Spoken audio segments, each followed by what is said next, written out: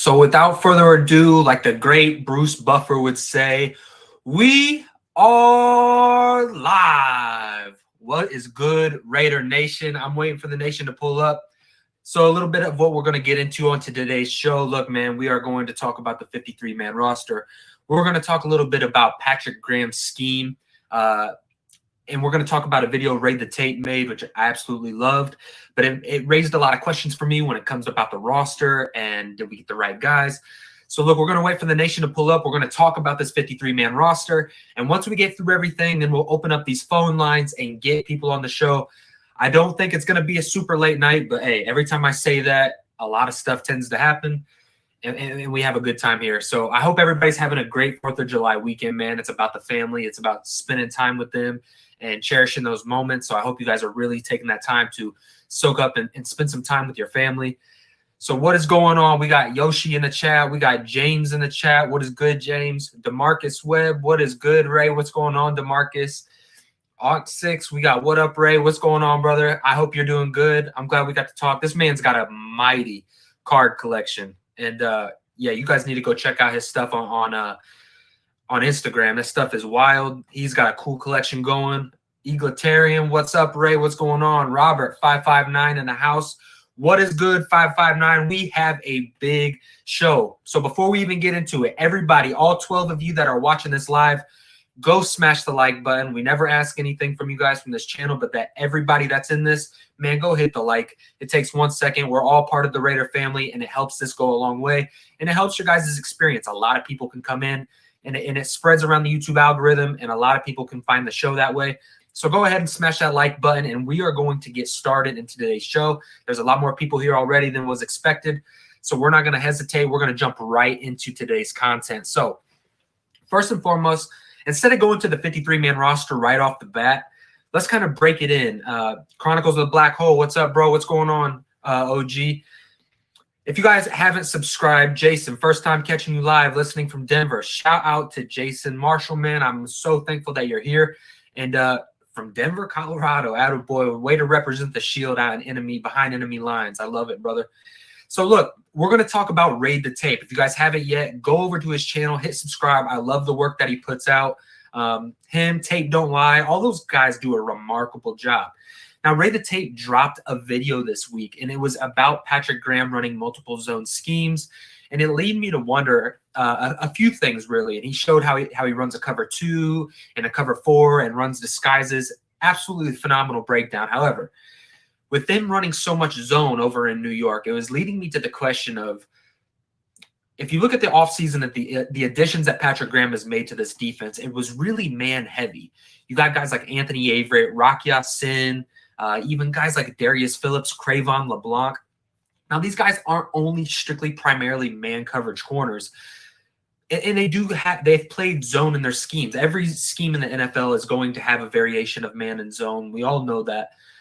But their skill sets lie in man coverage, and it was making me wonder, with Patrick Graham running so much zone-heavy scheme last year with the New York Giants, where is he necessarily going to go this season? Because if you look at who he's brought in, it's a ton of man coverage guys. So is he going to kind of shy away from those man coverage or from those zone coverage schemes that he was running in New York, right? Or is he going to really face a predominantly man coverage defense this year? Is he bringing in the tools? Maybe he just didn't have the players in his scheme and system over there in New York last season to run as much man coverage as he was wanting. It just left me with a lot of questions because, look, if he didn't bring in the right guy, say he is going to run a primarily cover 2 scheme or a cover 4 scheme, which I don't necessarily think he's going to do, did he really bring in the right guys? And that's my biggest question. Did you bring in the right guys who have predominantly man skill sets to come in here and play cover 2 and cover 4? It left a lot of questions, and I'm really hoping that he doesn't play as much zone as what Raid was actually showing. And again, go subscribe to Raid the Tape. He does a phenomenal job. But maybe it was just a lack of personnel that he had over there with the New York Giants. And that's what I'm really hoping moving forward. Let's kind of address these chats. Let's see what we got here. Shout out to JB. He tunes in all the time. Much love. Salute, Ray. Raider 805. Salute to you, brother. We can run man with a good pass rush. Yes, Carr haters are not Raider fans. Carr's going to get a lot of hate, man. But kind of back to what I was saying, like Patrick Graham running a heavy pass rush scheme, that's something that I could see out of this group, right? You got guys like Max Crosby, Chandler Jones, a guy like Malcolm Kuntz. If you can get Cleve Farrell involved in the game, and we'll kind of get into Cleve Farrell here in a little bit. But with the pass rush that he has over here with the Las Vegas Raiders, does it create an opportunity for him to run more of those man concepts that he was wanting to probably run in New York? But look, he's not going to put players in a bad situation. So over in New York, if they had players that only primarily fit those cover two schemes, maybe that's what he was stuck with working with, right? In a lot of comparison, he was talking about how his scheme was very similar to Paul Guenther. And when I heard that, I was like, oh, no, man, not this again. Let's not go down the Paul Guenther rabbit hole. But if you think about it, I do believe that Patrick Graham is a lot better at communicating and coaching than Paul Guenther was. Paul Guenther, when it comes to communication, all right, when you have players come out on podcasts saying how Paul Guenther was not a good communicator, the guys didn't understand the scheme, they didn't understand the system. These things were worrisome, and it showed on the field. It's why the Raiders had such a porous defense under the Paul Guenther regime, which is why I hope Patrick Graham, who is known as a very good communicator, a very good teacher, brings a lot to defensive coordinator position. I hope that he can come in here and simplify this scheme. I know it's going to be, you're going to ask a lot of these DBs, you guys, and a lot of these guys are playing for the first time together, and they have a lot to catch up on. This scheme relies heavily on versatility, communication, chemistry between players, knowing where you're going to be, knowing your assignments. These guys are going to have a lot of responsibility, which is why creating the best front seven possible for your defense is crucial for the Raiders this offseason. Let's see here. Salute, fam. All eyes on G.com. If you guys haven't, go over to his IG, man. The dude is awesome. Car haters don't know football. Look, we can get into that. He's why the Bengals never won. All right. So, you guys, look, we are going to get straight in. Now that we kind of sum that up, I want you guys to go over to Raider Tape, check out his content, look at his video about him talking about the defense. It was a really good video, and it made me look at this defense a little bit differently because, look, if he didn't bring in the right guys and he's wanting to run the same scheme that he was running over in New York, I have a lot more questions than I got answers at this point. But if he is going to switch it up to more primarily man coverage defense, more of that old school Raiders press man type of defense, I'm all for it, and I'm really excited. But moving forward, you guys, Anthony Estrada, yo, what's good? Salute to my guy, brother Raider Ray. Just pulled up for a couple minutes to show some support because fam is coming over to my grandparents around 6 for the 4th of July. Hey, man, I understood. I knew that today was probably going to be a light show because everybody had the 4th of July weekends. But look, those that can gather and we can talk about the Raiders, we're all going to gather up and communicate a little bit. So, bro, I appreciate it. Anthony, your love and support has been felt since this channel's been growing, man. And I'm forever grateful for you, man. Jason Marshall, Rob Ryan is a sneaky good pickup on defense. He never had Raiders defense lower than the top 15 during it. And look, Rob Ryan's going to have a lot of say. Now, do I necessarily think that Rob Ryan is the end-all be-all to this defense? No, but I think he's an extremely good name. He's an extremely good coach to have in this defensive room just to put all these football minds together. Look, they've built a tremendous staff, not only on the defensive side of the football, but we're talking upper echelon in the front office. We're talking about Dave Ziegler. Champ Kelly is a name that we don't talk about enough. Dave Ziegler, Josh McDaniels. You go to the offensive scheme, Coach Priscillo. I mean, they have really developed a really nice staff through in and throughout. Great IQ, facts, Jason. Yeah, great. Yeah, and look, I like Rob Ryan. I really do. I think not when he comes to calling plays. If he's calling zero blitzes all the time, and I think that's why he came in. Look, he specializes in man coverage, and I think that if this guy comes in, he's really going to be an assistance to Patrick Graham. OG says, I'm only here so I don't get fined. You ain't getting fined by me, brother. I don't know. All right, you guys. So moving into the 53-man roster, and I want you guys to be all in with this with me and follow along. Give me your guys' input. I'm going to be posting your comments as I go, but we're going to be talking about the 53-man roster and a little bit of the projections. All eyes on, he'll be a great advisor for sure. Yeah, facts. I do believe that. I think when you're talking about breaking down schemes and coming up with game plans, this guy's going to be pretty good addition for the Raiders. And I love that he has history with the organization. You know what I mean? It does remind me of like all these former coaches that come back. You had a Tom Cable with the Gruden era. Now you got Rob Ryan coming back. Anthony says, which I understand. I haven't really been coming live because no Raider news, not even big content creators like Docs has been live as regular. Right. It's just with all the news, right, we had an extremely good offseason, but this is now the quiet part, and the Raiders haven't been quiet up until this point. So, look, they're comfortable with what they got on the roster. They're preparing for training camp, which is right around the corner, which is why I wanted to do a live. Just a little pre-training camp, 53-man roster, and just to kind of hang out with the family before 4th of July. So let's get straight into it, you guys, starting with the quarterback position. Now, we already know Derek Carr is the established starter.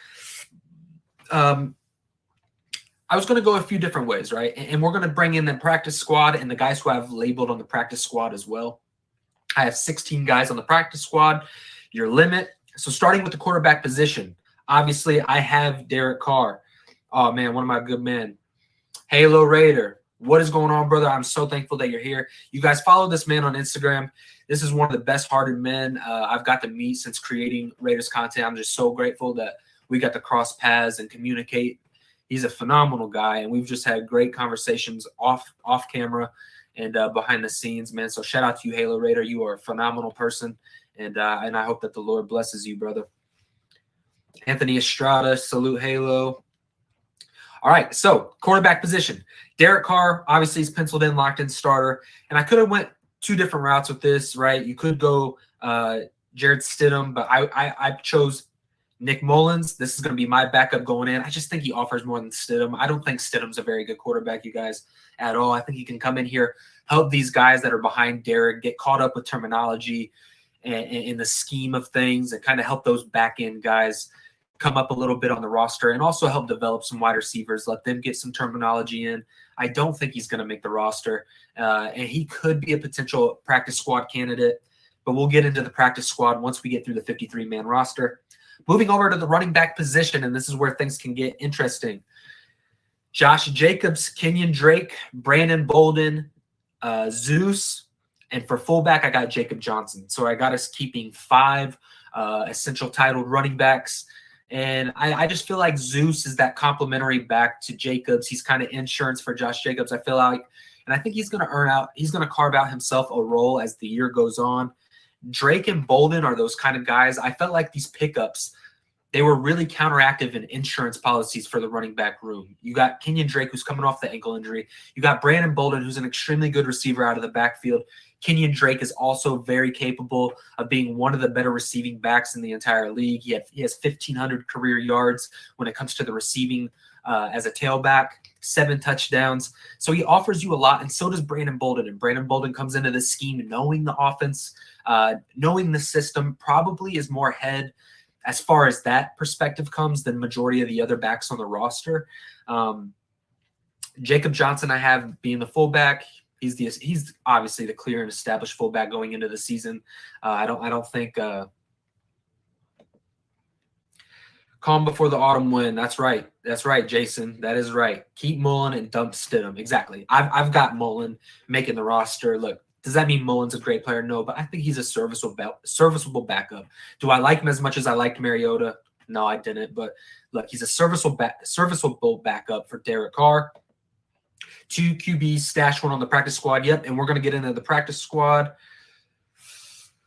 Raiders should win the AFC this year. Salute, Ray.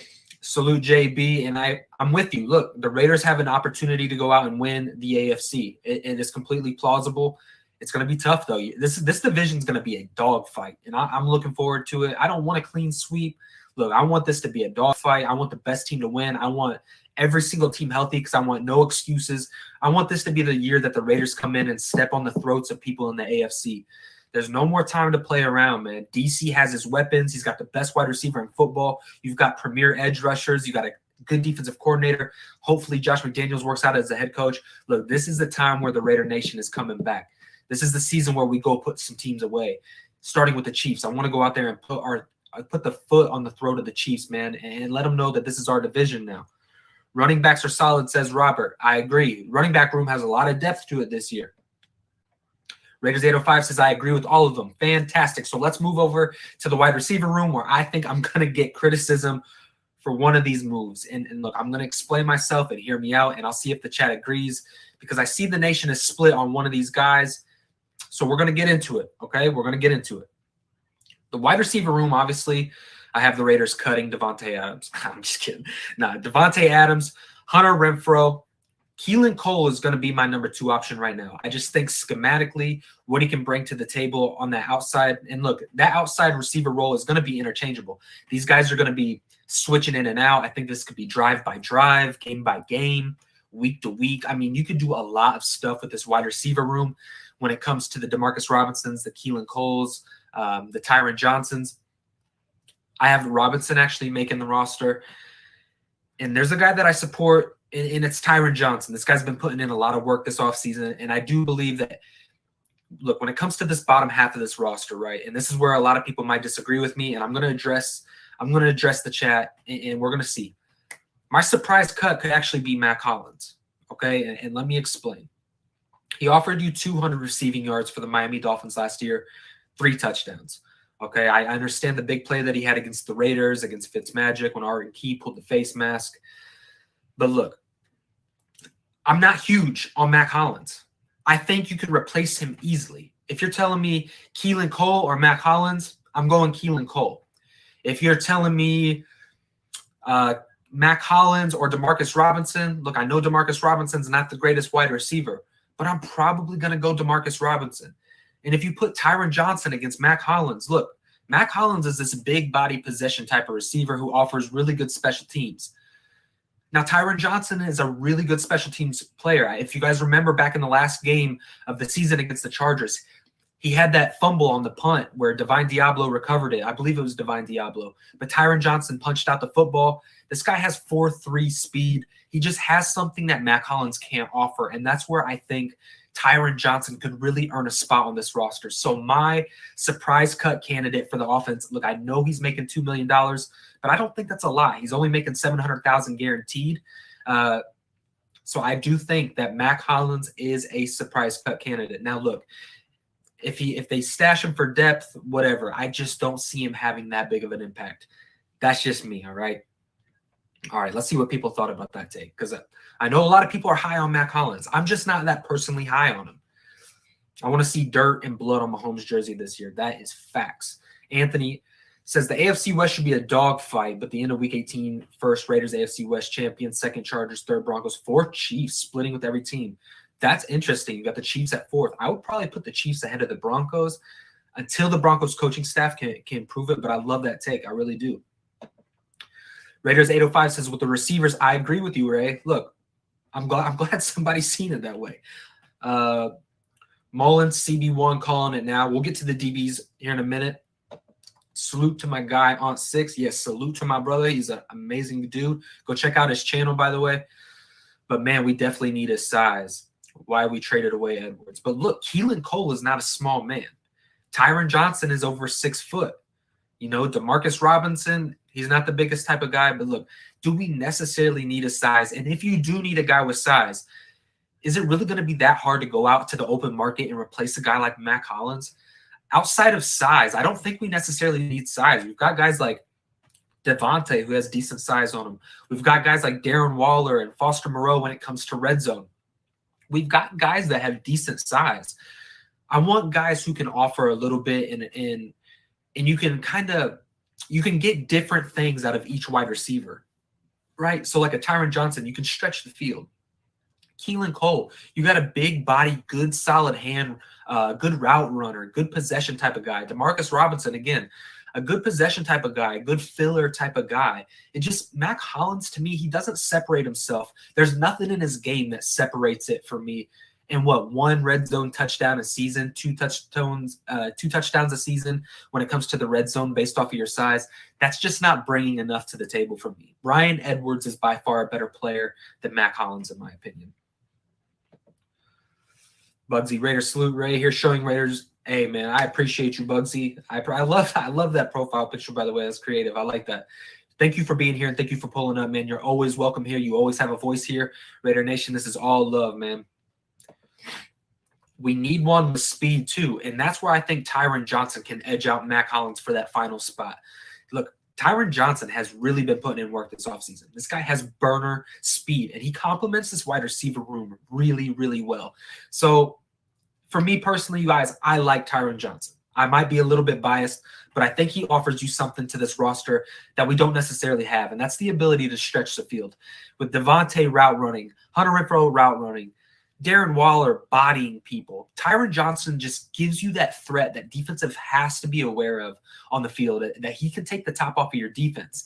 Not only that, but if you look back at his time with the LA Chargers, this guy, when he had the Keenan Allens and the Mike Williams of the world, when they had allocated receivers, he really found an opportunity to shine where he had 400 receiving yards, 4 touchdowns. His long was a 55-yard touchdown. He was their field stretcher, and I feel like he can fit into the similar role with the silver and black this season. Matt Collins, my surprise cut candidate. Moving on. We could sit there and talk about it all day. Let's see. Shifty wide receivers are better, and that's where Justin Hall is the guy that can fit in. I have Justin Hall actually making the practice squad, and yeah, when it comes to Matt Collins, I want something more. Demarcus Robinson, Keelan Cole, those guys can be your possession type of receivers, those red zone, bigger body type of guys. You don't necessarily need Hollins. I would rather have Hall and Johnson to be those kind of gadget, Swiss Army knife type of players, just to give a little bit more to this offense. Carlos says, Raider Nation for life. I'll take it back. Speed size right now. Hey, I'm glad that you were able to hear me out, brother. I'm glad you were able to see that. Yo, Bryce, you're able to pick your mods at. Where's my wrench? You want your wrench, brother? You're going to be a moderator. I can't do it right now. My phone is actually going to be my webcam right now, so I can't get on there and go do it right now. You will be a moderator, Anthony, without a doubt. I thought I made you one. Okay, if I didn't, I didn't. Okay, I'll fix that, brother. My apologies. On to the tight end room. Waller, Moreau, and Hollister. I got them keeping 3. Hollister, look, that third tight end can be interchangeable. That position is open for grabs when it comes to preseason. We're going to see who earns it. Right now, pre-training camp, I've got Hollister tight end there just because I just feel like he has experience.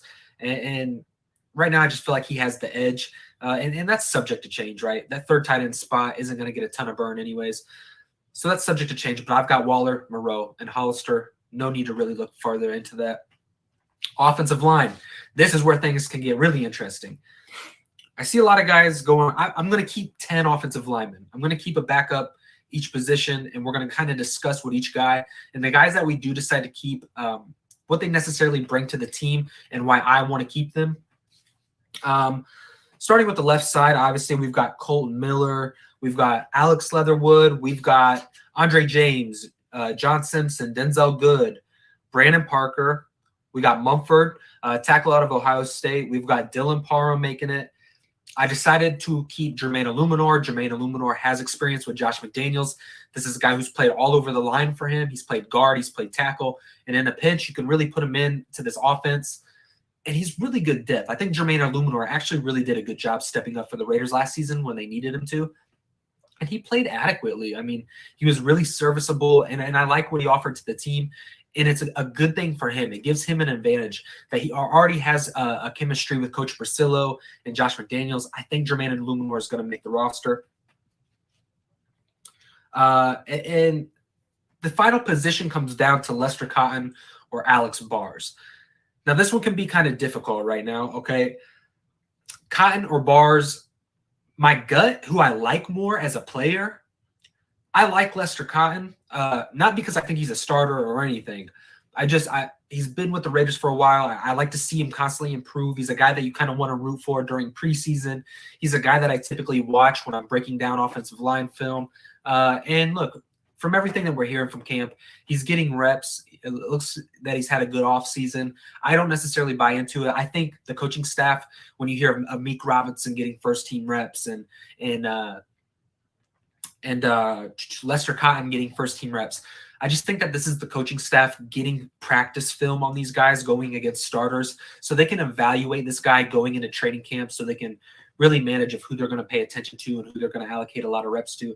I do think a lot of it was for practice and who they have. The staff is coming in to examine this roster, and they want to know what they have. So they're going to put these guys that are on the back end of the roster into the starting lineup and just see what they got. and they're going to get multitude of reps on film so they can break it down pre-training camp when they're at the building and just see what they have in these type of players. So Lester Cotton or Alex Bars, I put Lester Cotton on the practice squad. Okay. And that's not a shame on him. That's not anything. That doesn't mean that I think that he can't beat out Alex Bars. The only reason why I lean towards Alex Bars is because if we look at what Coach Priscilla has been creating this offseason, it's been versatility. And he's played guard. He's played center. You only have really one backup center on the roster right now. And for Alex Bars to have a history and has spent time at that center position and at tackle. So he's played all three positions, right? Guard, center, tackle. He just offers you more versatility at this point than I think Lester Cotton gives you. So I went with Alex Bars for the very last spot. I hope he doesn't see the field, but that's my last spot. Raider 805 says, I'm good with the line picks. Good. I'm glad. Right tackle is the only spot I'm worried about. Miller, Good, James, Parham should start. Just the tackle. And see, look, the whole Dylan Parham thing, I'm a huge fan of Dylan Parham. I really am. I like Dylan Parham's game, but I don't necessarily see the need to rush and start this guy if he's not necessarily ready. The thing about Dylan Parham at the next level, what I want to see, which is what I'm going to be watching in preseason, and I encourage you guys to pay attention, is can he reset the line of scrimmage? Now, he does a really good job at anchoring. He creates this wall. He creates this barrier between him and the quarterback, and it's really good when it comes to pass protection. It's just in the run game, can he reset the line of scrimmage, especially in this power gap scheme? Is he going to be able to have the power to really reset the line of scrimmage and get up into the second level and bully guys? To where if I feel like this, if Coach Priscilla can get a guy like John Simpson developed with his hands and his feet, he's the strongest guy on the offensive line. I mean, besides Colton Miller, you could argue, but John Simpson just has raw power. That's what he played over in Clemson, and that's what scheme fits his style. So if John Simpson can go in there and get his technique cleaned up, which I think Coach Priscilla can do, I could see John Simpson earning that spot. Or, like I said earlier, a guy like Jermaine Illuminor had a lot of experience with Josh McDaniels and Coach Priscilla. And if you want to put the best veteran lineup out there week one, guys that probably give you the best chance of success, and look, that doesn't mean that this can't be interchanged or a guy can't earn a spot. You could plug in a guy like a Jermaine Illuminor in there and go with two veteran guards like Jermaine Illuminor and Denzel Good. Those guys have played a lot of football, and they're extremely versatile. Look, there's a lot to play out with this offensive line, which is why I say this is pre-training camp. This is just us talking about what it could be, but these are the guys that I see making the roster. Leatherwood takes a huge step this year moving to right tackle. I think he's going to have a lot better year. I agree, Carlos. I think he's going to have a lot better year than what he had last year, without a shadow of a doubt. Leatherwood will come around. It's mainly mental. He'll get coached up by Carmen Brasillo. Yeah, it is mental. And look, if you look at the first 4 weeks of the season last year as a rookie, I don't care if you come out of a prestigious college like Alabama. He went through the ringer when it comes to pass rushers. I'm sorry, but that's not too many men in the world can go out there on an island at the right tackle position and guard Joey Bosa's, go up against Myles Garrett's and all those type of players, right? Like, that's a hard task to ask for of any rookie. I don't care what your measurables. I don't care where you were drafted at. It's a hard thing to do. So I think Leatherwood, a lot of people we might have gave up too quick. That Steelers game going against TJ Watt, you had to make a move. He was getting mauled by TJ Watt. The game, you could tell TJ was going to take over that game. So look, they had to make a move, and they stuck with their move, and they moved him in at guard, which I love the experience. That's okay. Maybe that's going to work out better for Leatherwood in the long run for his career, that he got that experience. Oh, Rafael. Hey, what's good, Raider Rail? Capitan Rafael has arrived. What is going on, brother? If you guys haven't, go subscribe to my brother's channel. He's a phenomenal man. This guy has handled adversity that's been thrown to him, and regardless of the situations that have been thrown at him in his life, he has handled it, and there's an awesome documentary made about him. I would encourage you guys to go check him out. This is a very good man. Carlos, that's what I'm hoping. Anthony Estrada. All right, big bro, I'm going to be dipping out and send some Raider love to the family. Much love. Much love to you, Anthony. I appreciate you pulling up, brother. Show's going to keep rolling, man, but until next time, come back, all right? So that was the offensive line. Those were the starters, okay? So moving into the defensive end position. Now, you're going to be surprised. I don't have Chandler Jones as the defensive end position, even though I know that he's going to. I have him listed as the left outside linebacker. We're going to talk about that here in a second because this is going to break down guys making the roster, right? So when it comes to the defensive end position, I have Crosby, Kuntz, Cleveland Farrell, and I think that Kendall Vickers has an opportunity to squeak in and be that fourth piece when it comes to the depth on the 53-man roster. Kendall Vickers has been a guy that's been quietly working. I like him. I like what he brings to the table. Farrell is going to be a question, right? We got those Patriots insiders, and look, I don't necessarily think a trade is going to be made. Cleveland Farrell has a lot of money allocated to him. If the Patriots are actually interested in him, there's going to have to be a deal, and that's why I brought up in my last video was the Nelson Aguilar Cleveland Farrell trade. Was these two are both in a contract situation, and if both parties, more so Nelson Aguilar, can really agree contractually, maybe restructuring some things, then maybe a trade could go down. But look, I have Cleveland Farrell making the Raiders roster and playing for the Raiders, so we'll see how all that plays out. But yeah, Crosby, Kuntz, Farrell, Kendall Vickers to make that last pass rushing spot. When it comes to defensive tackles, I've got Bilal Nichols clearly making the roster, Matthew Butler, Neil Farrell Jr., the two rookies, Jonathan Hankins, and Vernon Butler. I think you go with 5 defensive tackles here. I think you're going to want a solid rotation. I'm going to lean, though, that Bilal Nichols, I think the rookie, Neil Farrell Jr. and Matthew Butler are going to get a lot more burn. Look, I think that Neil Farrell has a real opportunity to cut in heavily to Jonathan Hankins' snaps. Jonathan Hankins last 1 year in Patrick Graham's scheme when he was with the New York Giants. Let's always remember that. Okay, and I think that Neil Farrell Jr. just offers you more. He's a bigger, younger, faster defensive tackle. He offers more when it comes to pass rush. This is just a kid that I think, if he has a good training camp, could really step up and emerge and eat Jonathan Hankins' spot. And Jonathan Hankins could be on that reserve of like, look, are we going to keep him? Or are we not going to keep him? The only thing that I think keeps Hankins on this roster is his team-friendly contract. It's like a 1 year, $1 million deal around there, like $1.5 million deal. And I think that's what's saving him a roster spot. He's a veteran. He's been in the scheme before. So you use him as a depth piece, but I really think that Neil Farrell Jr. and Matthew Butler are going to eat into his time. So that's what I've got for the defensive tackle position. I've got Kyle Pico on the practice squad. The linebacker room, let's see, Eagle cleared. Yes. Matthew Butler, Neil Farrell Jr. will make the final 53. Without a shadow of a doubt. These guys will make the roster. And I think that these guys contribute more than the Vernon Butlers and the Jonathan Hankins. I think you get these guys in early. Maybe not right away that they'll earn that spot, but I think over time in the course of the season, you're going to see these rookies really earn some playing time, some serious playing time. So going into the linebackers, we've got Denzel Perryman, Chandler Jones, Divine Diablo, Jayon Brown, Kenny Young, and Kyle Fackrell. Now, look, just to get it out of the air, I think that this linebacker room has a lot of potential. I think that they're doing a phenomenal job of creating depth, and I think Patrick Graham wants to create the best, most versatile front seven he can create for the back half of this defense, who's really coming together for the first time this year.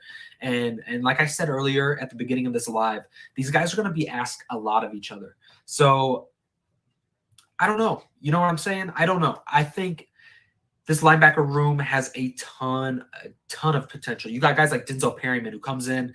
We give up a 6th-round draft pick for Carolina Panthers, and he comes in and has 140 tackles, Pro Bowl type of season. You got a guy like Chandler Jones, and obviously he's going to be playing that defensive end position. I put him down as a left outside linebacker just because in those 3-4 lineups, I could see them putting in a defensive end and having Chandler Jones stand up. I just did it so you could fit in a guy on the roster, a guy like a Kendall Vickers, and kind of squeeze him in so you have more depth at the edge position. Divine Diablo, a guy that, look, Divine Diablo, I think he's going to actually have a competition battle this training camp with Jayon Brown. Jayon Brown is one of the better cover linebackers in the league if he's healthy. Now, he did have a serious knee injury, but if he's fully recovered from that, and from everything that I'm hearing he is, Jayon Brown and Divine Diablo are going to have a really good camp battle, and let the best man win. That's where I'm at with it. I'm a huge fan of Divine Diablo. I think he emerged I think he offers more when it comes to run defense than Jayon Brown does. Even though Divine Diablo is a good coverage guy, I think Jayon Brown can be even that much better. So it's comparing apples and oranges here. Like, do I want Divine Diablo to kind of accelerate his development? Of course. I would love to see Divine Diablo come into camp and earn that starting spot. I think he offers you more. He's more aggressive when it comes to run defense, which is why I think he might have an edge over Jayon Brown right away. But Jayon Brown is a really good coverage linebacker. I think he's kind of slept on, and if he's fully healthy, that's going to be one of those contracts that we look back on, and you're going to be like, the Raiders nailed that contract. They got him on an extremely affordable deal, and that worked out. It's going to remind me of like the Denzel Perryman move of last season. Just one of those additions that you didn't really think about that kind of slid under the radar. Jayon Brown's going to be one of those guys. Kenny Young and Kyle Fackrell. Kyle Fackrell's had experience in this league. He's done a really good job with his time with the Green Bay, I believe. Now, he's kind of hopped around and been a journeyman. But Kenny Young was an addition that I really liked, coming from the LA Rams system. Now, look, I know I'm hesitant right now with the LA Rams, us bringing players from there. Look, with guys like LaMarcus Joyner, Corey Littleton. Corey Littleton I was really high on when they signed, and he was just such a disappointment. Him and LaMarcus Joyner, they were just such disappointments.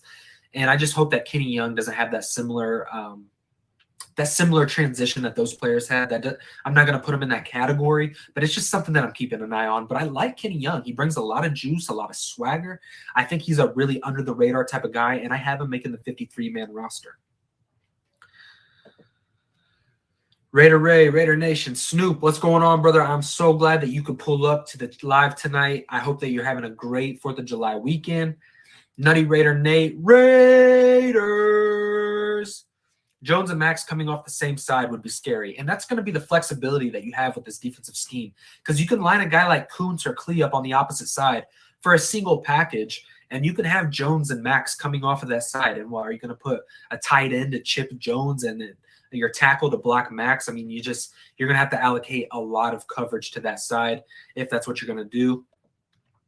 Carlos says, hit that like button. Look, everybody, every one of you that are in the chat, there's 20 of you right now. If you haven't yet, go and hit the like button. We don't ask anything ever from you. Go and smash that like button, man. Show support to your Raider content creators. It makes the experience for you guys better because more people will pull up and the algorithm will come. So everybody that supports this channel, I need you guys to let the chat know. Go hit the likes button. Like Doc says, go wipe those feet. Let's see what Egalitarian says. Denzel Perryman, Chandler Jones, Kyle Fackrell, Jayon Brown, Divine Diablo will make the final 53-man roster. Yeah, that's exactly what we got. I do think Kenny Young will slip in there. I think he'll make it. I think they're going to add another body in there just for depth purposes. But we're going to get into the practice squad candidates because I do have a few linebackers that are practice squad candidates that will make it in there. James says, what up, Ray? Hey, chat, on the count of 3, we're going to give it a Raiders. 1, 2, 3. Raiders! I love it, baby. James always bringing the juice. Corey Littleton. Hey, that is straight facts, brother. Hey, you guys, let me know if my connection is okay. It says I've got a single bar. Before we get into this, is my connection going okay? Let me know down in the chat. Somebody answer real quick. How's the connection? Before we go on. You guys good?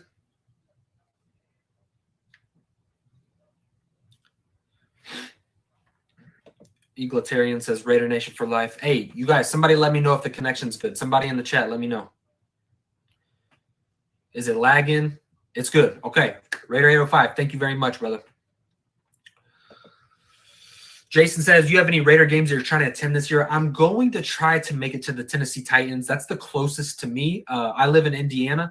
So the closest game to me this season is going to be the Tennessee Titans. I know a few Raider content creators are going there, so I was thinking of maybe pulling up and maybe meeting some of those guys. Egalitarian, Malcolm Kuntz will make the 53-man roster without a shadow of doubt. Malcolm Kuntz is going to have a big year. This is one of my year 2 breakout candidates, and that'll be for another video for another time. James, another Raiders. All right, you guys are saying you're good. You're good. It's okay. Connection's good. Good. It cuts out a little bit, but it comes back in. Okay. Yeah, I think it had to do with our server. It cut in, and then it came back on. Other than that, look, we got the highest rated internet, so it should be very minute, okay? And we're also doing a new setup here. I didn't know if you guys noticed that. We are doing a new setup. So if you guys like the setup, let me know. This is going to be constantly growing. I'm going to have lights, soundproofing. We're slowly upgrading, you guys. Look, I'm a business owner, a husband. My wife is pregnant with our second baby. I'm just an extremely busy guy right now, involved in our church. So we just got a lot going on. But, man, I love doing this. I love interacting and talking all things Raiders. And, look, we're constantly growing here, you guys. We broke 600 subs this week. So if you guys haven't yet, go and sub to the channel. If this is your first time here on the show, man, hit the sub button. It is greatly appreciated. We're growing rapidly here, and my goal is to have 1,000 subscribers by the start of the season. And we have a lot of things in the works for the start of the season, man. And hopefully we can get other content creators. So let your favorite content creators know. I've already been talking to a few of them behind the scene. You guys seen that I had some time with Pharaoh. Me and Pharaoh have had really good conversations. He's a really good guy, and I think that we bring really good content together, and I think that the Raider Nation really loved it. But there's other guys behind the scenes that are wanting to kind of just talk things Raiders. So subscribe to the channel, y'all. We got some big things coming down the road. Trayvon Moehrig will have a superb season. He will get a lot of interceptions, and in this scheme, he's going to be asked to do a lot more. In that Gus Bradley cover 3 scheme, his job was really simple. He was like that magic eraser. Anything that got into the open field, he cleaned up. Trayvon Moehrig had a phenomenal rookie season for what he was asked to do. I know he wasn't asked to do a lot, okay? But what he does it very well. Cleans up tackles really good. He's just a phenomenal tackler. I think Patrick Grahm is going to ask more of Trayvon Moehrig, which is just going to unlock the greatness that I think Trayvon Moehrig has in his game.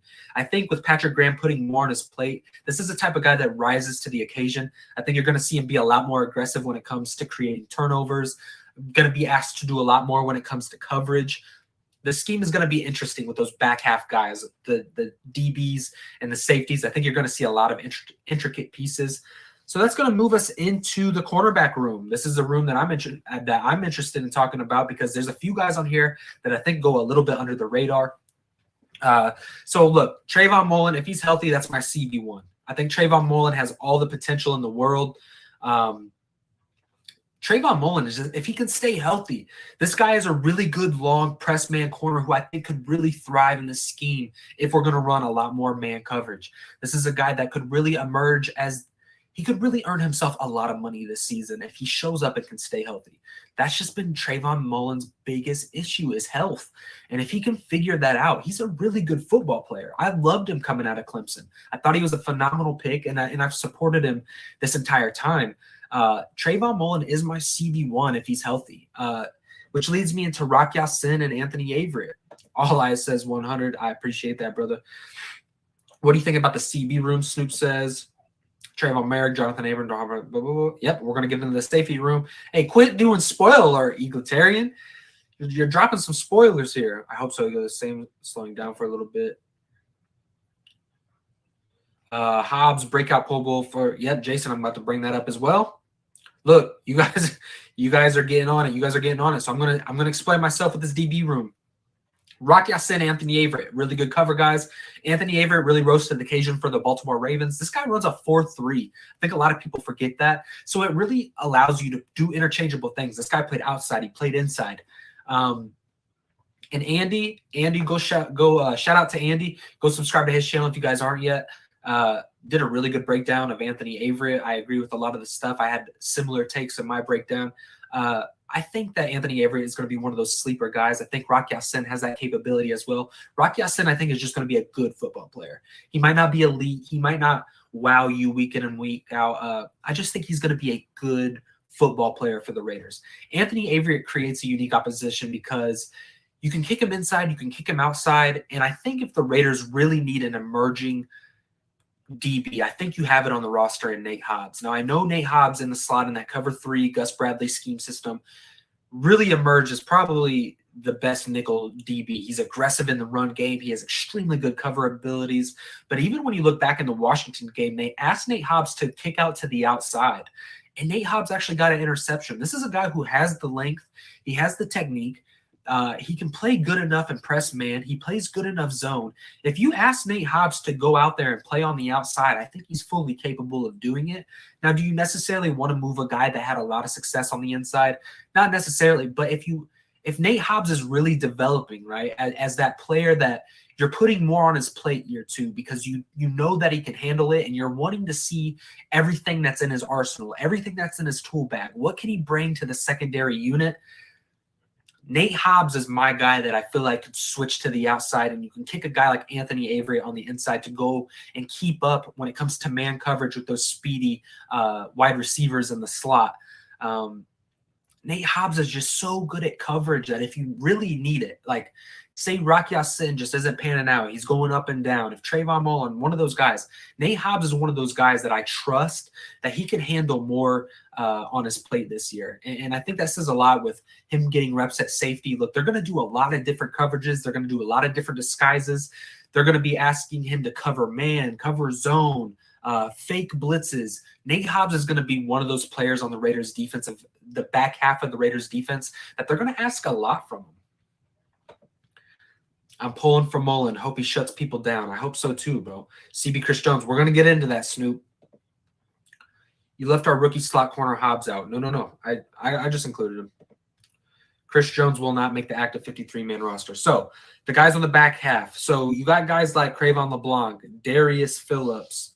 You've got Amik Robertson, Stanford Samuel, Chris Jones. I went with Cravon LeBlanc and Darius Phillips. Darius Phillips, for that last spot, he offers you special teams. He's a special teams ace. This is a guy who came in, and when he got opportunities, he created some turnovers for the Cincinnati Bengals, a guy who also plays man coverage pretty well. Cravon LeBlanc is a guy that's kind of slept on. This dude brings juice. This dude is a Raider. If you guys have not, go check out Cravon LeBlanc's highlights. Go check out this. This dude is a dog. He reminds me of Nate Hobbs when it comes to putting his head down in the run game, getting aggressive when it comes to tackling. He's also a man coverage corner, but in Philly, they did that thing where they switch up man zone. This guy has experience, and I like Cravon LeBlanc. I like him better than Amik Robinson, right? If you're telling me Cravon LeBlanc or Amik Robinson, I'm going to go Cravon LeBlanc. If you're telling me Darius Phillips or Amik Robinson, look, I'm sorry. I'm going to go Darius Phillips. He offers you more in special teams, and I think that he's just longer, bigger. He just fits what we're trying to do on the defensive side of the football better than Amik. I have Amik on our practice squad, but I really wouldn't be surprised if he's a cut candidate. Amik Robinson's really going to have to earn this training camp. He's in a really tough situation, and I just don't think he fits this scheme all that well. We'll see, though. I'm going to give Amik the benefit of the doubt. I love his work ethic. He was a dog in college. I really liked him coming out when we drafted him. So we'll see where Amik does, but I just don't necessarily see him making it. He's got a really tough – and if he does make it, look, Amik earns a spot. If Amik Robinson makes this roster, he's earned a spot, right? Hobbs will make the 53. Snoop. Yep. Okay, so let's transition over into the safety room. Man, we're making good time tonight, Raider Nation. Good job. Safety. Jonathan Abrams going to make the roster, clearly. He's kind of locked in. Trayvon Merrick, Deron Harmon, and Gillespie. Gillespie's going to be a guy that I could see. That strong safety position is going to be unique because Jonathan Abram, look, they got to put him down in the box. I know in OTAs they were putting him out split out wide, two safeties in the backfield. I think they're, like I said earlier, when it came to the offensive line position with the Amik Robinson situation, they're getting Jonathan Abram on film, seeing what they can and what they can't do with him. They're going to break down his film, see where they can coach him up, see where we're not going to put him. That's what that time was for, right? I think Jonathan Abram needs to be more to the box. He needs to be limited to covering running backs out of the backfield, breaking up plays, getting aggressive in the run game. I think Patrick Graham really needs to unlock him getting after the quarterback more, maybe more design blitzes to get Jonathan Abram involved because he's had a lot of success blitzing quarterbacks and getting his nose in the backfield. And when it comes to run defense, that's where Jonathan Abram's game needs to be utilized the most, not in coverage, which is why I think Tyree Gillespie has a real opportunity to kind of carve out a role. Now, last year, he showed up a few plays, right? He blew up a tight end, and he kind of emerged, but I'm really looking for more of Tyree Gillespie. He's a guy I'm going to be watching this preseason. I do think he's going to make the 53-man roster. Deron Harmon is a guy that I'm pretty high on. I like Deron Harmon. Deron Harmon's a beast. I think he fits this scheme like a glove, and I think he's going to be really good for the back half of this defense. Not necessarily he's going to go out there and have a Pro Bowl season, but I think he's going to be a really good starting strong safety for the Las Vegas Raiders. Pair him up next to Trayvon Merrick, and you have a lot of versatility. You have a lot of guys that can plug and play and bring a lot of uniqueness to the back half of this defense. A good blend of veterans. The word early in camp is Robertson taking Mullen rep in the meantime. Preseason make or break for Amik. Yeah, and like I said, Amik Robinson's situation is going to be him. They're getting practice footage on these guys. If they're not necessarily high on Amik, they're going to put him in with the first team reps and OTAs to get practice film that they're recording at the practice facilities. And they're going to get film on this guy. They're going to see what he's good at, where he's struggling, how he goes against the number ones, the starters in the NFL. And can they coach this guy up? Do they like what they see on film? I believe that's what all that was. I don't necessarily think he's earning time over Trayvon Mullen, and we don't necessarily know Trayvon Mullen's health. Is Trayvon Mullen a full go? Is Amik Robinson really beating out Trayvon Mullen when it comes to talent? I don't necessarily think so. Trayvon Mullen, I believe right now, is just leaps and bounds ahead when it comes to development and experience than what Amik Robertson is. Harmon will be lightning on fire. Yeah, no, exactly. I think Harmon is going to be really good for Jonathan Abram and really that old vet mentor, that OG mentor to really guide it and control his game a little bit, control that chaos a little bit. Oh, Jack Kenna pulled up. Jack Kenna says, Ray, salute my brother. Salute, Jack. I'm going to open up the phone lines here in a minute, and anybody that's going to want to join can join. He says, salute, nation. And obviously, look, the special teams, we're going to talk about the practice squad and special teams. Obviously, I've got Cole, Carlson, Sieg, the long snapper. Those guys are clearly going to make the roster, and that's our 53, you guys. And I don't think you guys really disagreed all that much with me. I think from my perspective, I feel like I made valid points on why I chose the guys that I decided to choose. And now we're going to talk about the practice squad, and these are some guys. There's a little bit of blend of guys that I like. There's a little bit of blend of guys who I just think are good enough to make the practice squad. And look, this year you're allowed to have 16 men on the practice squad. So for the quarterback, it was between Jared Stidham and the rookie Garbers. And look, I think Josh McDaniels knows what he has in Stidham. You never want Jared Stidham in the football game. You already have a guy like Nick Mullins as your backup, and hopefully he can stay healthy. Obviously, he's going to more than likely stay healthy. So you have a guy like Garbers, a rookie that you can develop. I think Josh McDaniel is going to go that route. He offers you some mobility. If you're going to keep a guy to develop, Garbers is the guy to develop, not Stidham. So I got him keeping Garbers at QB for practice squad. And he can give the defense good reps when it comes to mobile quarterbacks. Let's see here. The running back position, I got Amir Abdullah making the practice squad and Britton Brown making the practice squad. Now, Amir Abdullah, I do think, is going to earn a spot on a roster somewhere. So if he does get signed to the Raiders practice squad, unless the Raiders decide to protect him, which they might make that decision to do that. Amir Abdullah is a really good running back. I think Amir Abdullah is going to have a really big preseason with guys like Kenyon Drake and Josh Jacobs not going to get reps in preseason, right? At least what we think. They're not going to get a ton of reps. Amir Abdullah is going to get a good workload this preseason, and he's going to earn himself a job somewhere. Amir Abdullah is a sneaky good running back, and I like his services. I like what he brings to the table. Let's see. Wide receiver position, I got Justin Hall from Ball State. Again, that shifty wide receiver. I had us cutting Mac Hollins earlier. If you guys haven't, you can go back and rewatch that segment. Is the wide receiver room. I just have him making the practice squad, and if they decide to go a few other directions, maybe he does sneak into the 53. Maybe they decide to put an extra body at the wide receiver position. Who knows? That's to be determined. There's a lot of time to go to make that decision. When it came to the offensive line, okay, I did Lester Cotton. He made the practice squad, and Bam Osolene made the practice squad. Bam Osolene just has something that you can't coach. This guy is 6'8", 350 pounds, 88 and like 3/4 inch wingspan, which puts him at number 1 in the entire National Football League. He's the longest tackle in the entire NFL.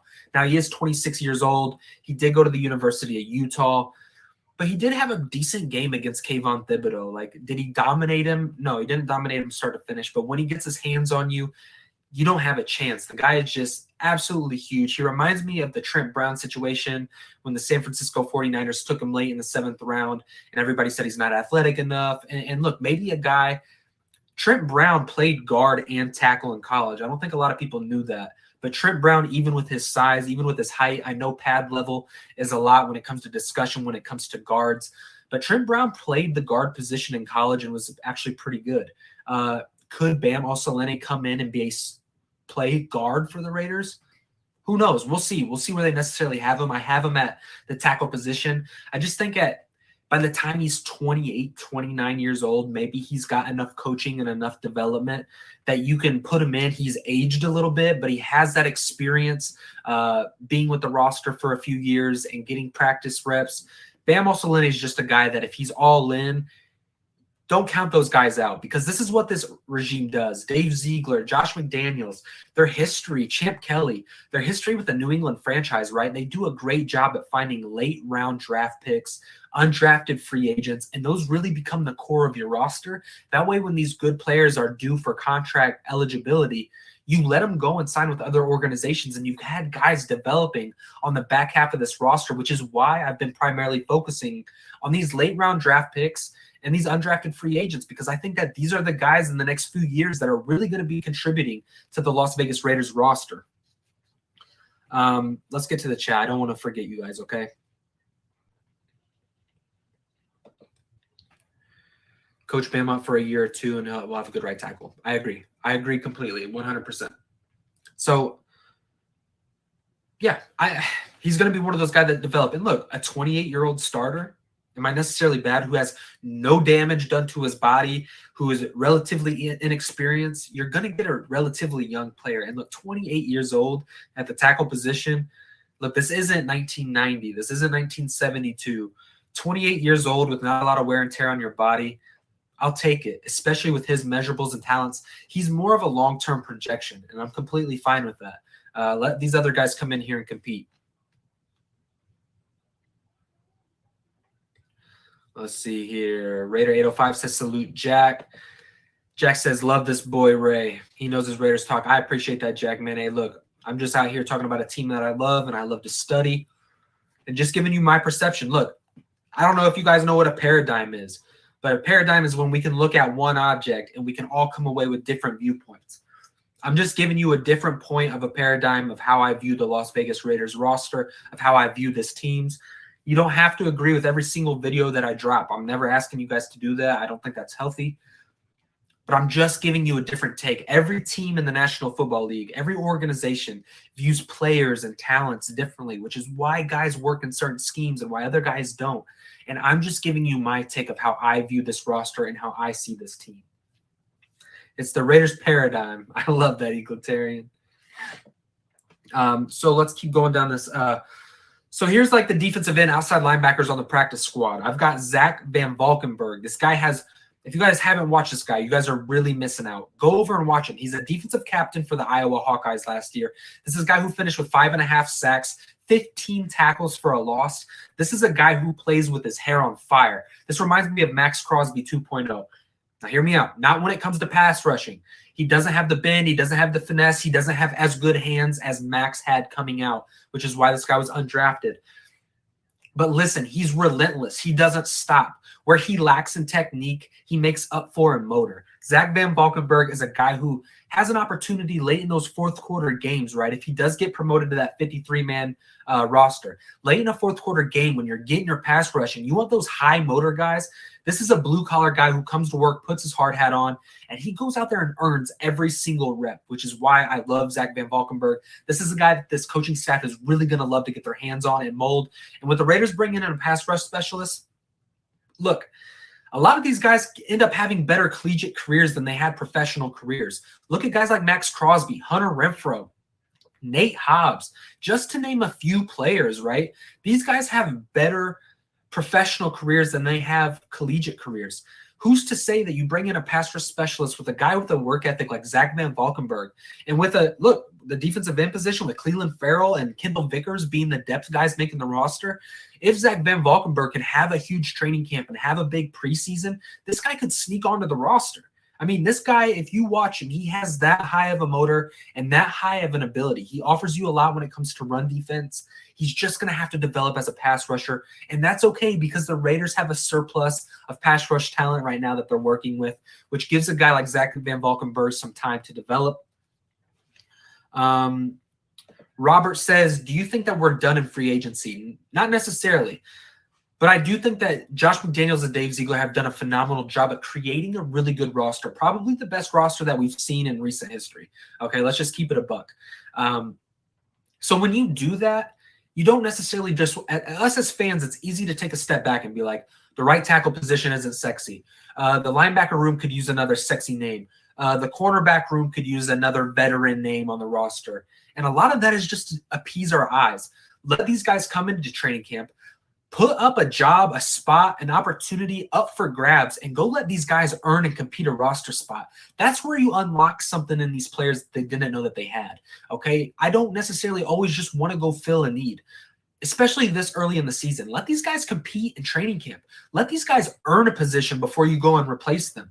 Let them know that they have an opportunity here with the Las Vegas Raiders, and that's going to give them the motivation to go out there and earn a roster spot.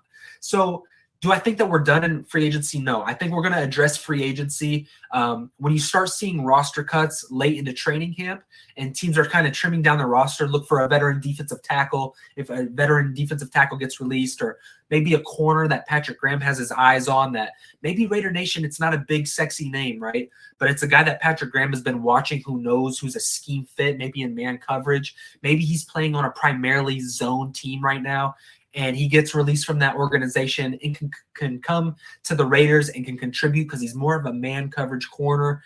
Those are the type of moves that I expect them to make. Those late round draft pick trades, kind of like what we did last year for a Denzel Perryman. If a veteran goes up on the market, those are the type of moves that I'm looking for in free agency. And look, those moves actually have a huge impact on the roster of what we've seen in recent history. Joshua Gibson. Oh, Josh, look, you guys, this is my best friend. I'm glad that he pulled up. Josh, I'm glad that you pulled up to the show, brother. Wow, that's awesome. How do you think the running backs will be used with McDaniels coming in? Will Josh McDaniels be the primary back, or will it be more of a Drake pass attack? So, Josh, the running back situation is going to be dynamic because, look, you have two running backs. We drafted a running back by the name of Zeus. And just to give you guys some context, Josh is actually a Miami Dolphins fan. But he's tuning in. He's very familiar with Josh McDaniels and the Patriots organization. But to answer his question, Josh McDaniels has brought in a slew of running backs. He brought over Brandon Bolden from the New England Patriots. It's going to be Josh Jacobs is going to get the primary run. He's going to get the primary burns, but you're going to see that guys like Kenyon Drake, Brandon Bolden offer a lot when it comes to receiving aspects. And that's going to be a huge part of this Josh McDaniels offense. These guys are really going to be extremely dynamic. You're going to have an opportunity to shift scheme to scheme. You're going to be able to smash it between the guards. You're going to be able to do power gap running scheme with guys like Zeus and Josh Jacobs. You're really going to be able to attack the tackles with guys like Kenyon Drake, guys who offer a weapon on the outside stretch plays. Brandon Bolden's and Kenyon Drake receiving options. So this is going to be more of a running back by committee, which is why I think Josh Jacobs' numbers will come down. But I do not necessarily think that that's going to Josh Jacobs' numbers are going to come down, but his production is probably going to be around the same, if that makes sense. I think his red zone opportunities are going to go up significantly. So I could see him being up north of 8 to 9 touchdowns this season. He might be able to dump into the 10-plus range, given how Josh McDaniels used Ramondre Stevenson last year for New England, that big power back. So Zeus and Josh Jacobs are going to get a lot of those red zone opportunities, as to where moving the chains, Drake and Bolden are going to give you a lot when it comes to the receiving aspect of it. Man, you guys are really blowing up the chat. When Reggie McKenzie took over due to contracts, we had to let Woodson and Seymour walk. Facts. At worst, the Las Vegas Raiders finish 11-6 or 12-5. At best, 13-4. Raiders will win the AFC West. Those are the exact records that I had for the Raiders. That's what I have. I'm not this undefeated type of person. I'm a realist. They're not going to go undefeated. It's just not going to happen. 11-6, 12-5. I could see that, and I see that being a very competitive record in the AFC West. When it comes to coaching, I think Andy Reid, he's earned it. He's earned his stripes, right? So I still have Andy Reid at the top of the division when it comes to coaching.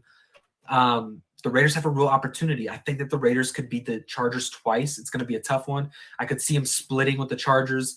I think that they have Denver's number. I'm just going to say it. I think we have a better coaching staff, and I think we just have Denver's number right now. I get the Russell Wilson addition. He isn't going into a better situation when it comes to offensive line. Yes, they have a better defense. Yes, he has some weapons, but he didn't necessarily have bad weapons in DK Metcalf and Tyler Lockett and those cats out there and Chris Carson.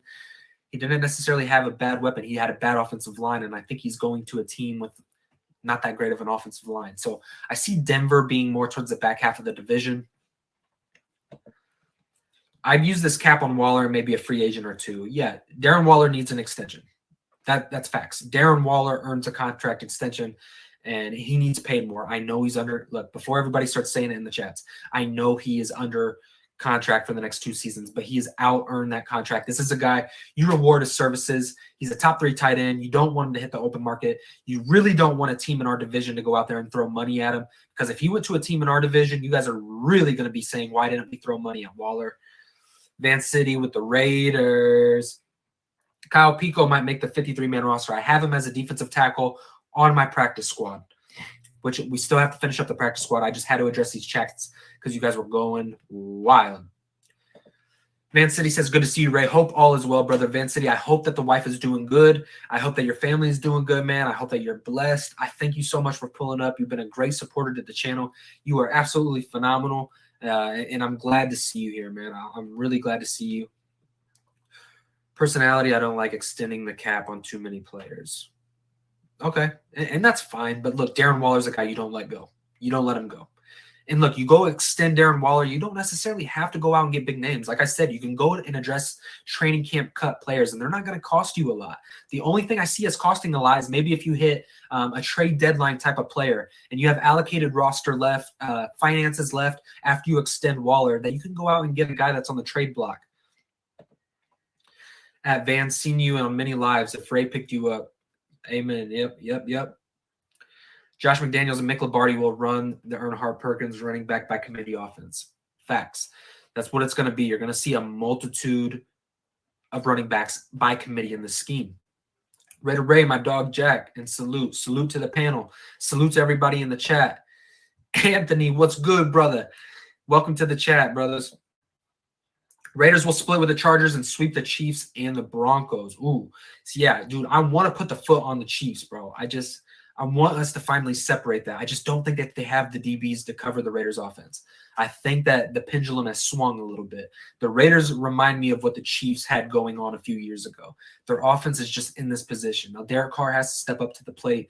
Derek Carr, I'm a huge Derek Carr supporter, and I think that he now has a receiving core around him to go out there and make a real push in this division and really get some respect on his name. I did a Derek Carr breakdown and why I think that he is a top 10 quarterback, top 12, but he has an opportunity to really go in and be a top 8 quarterback in my opinion.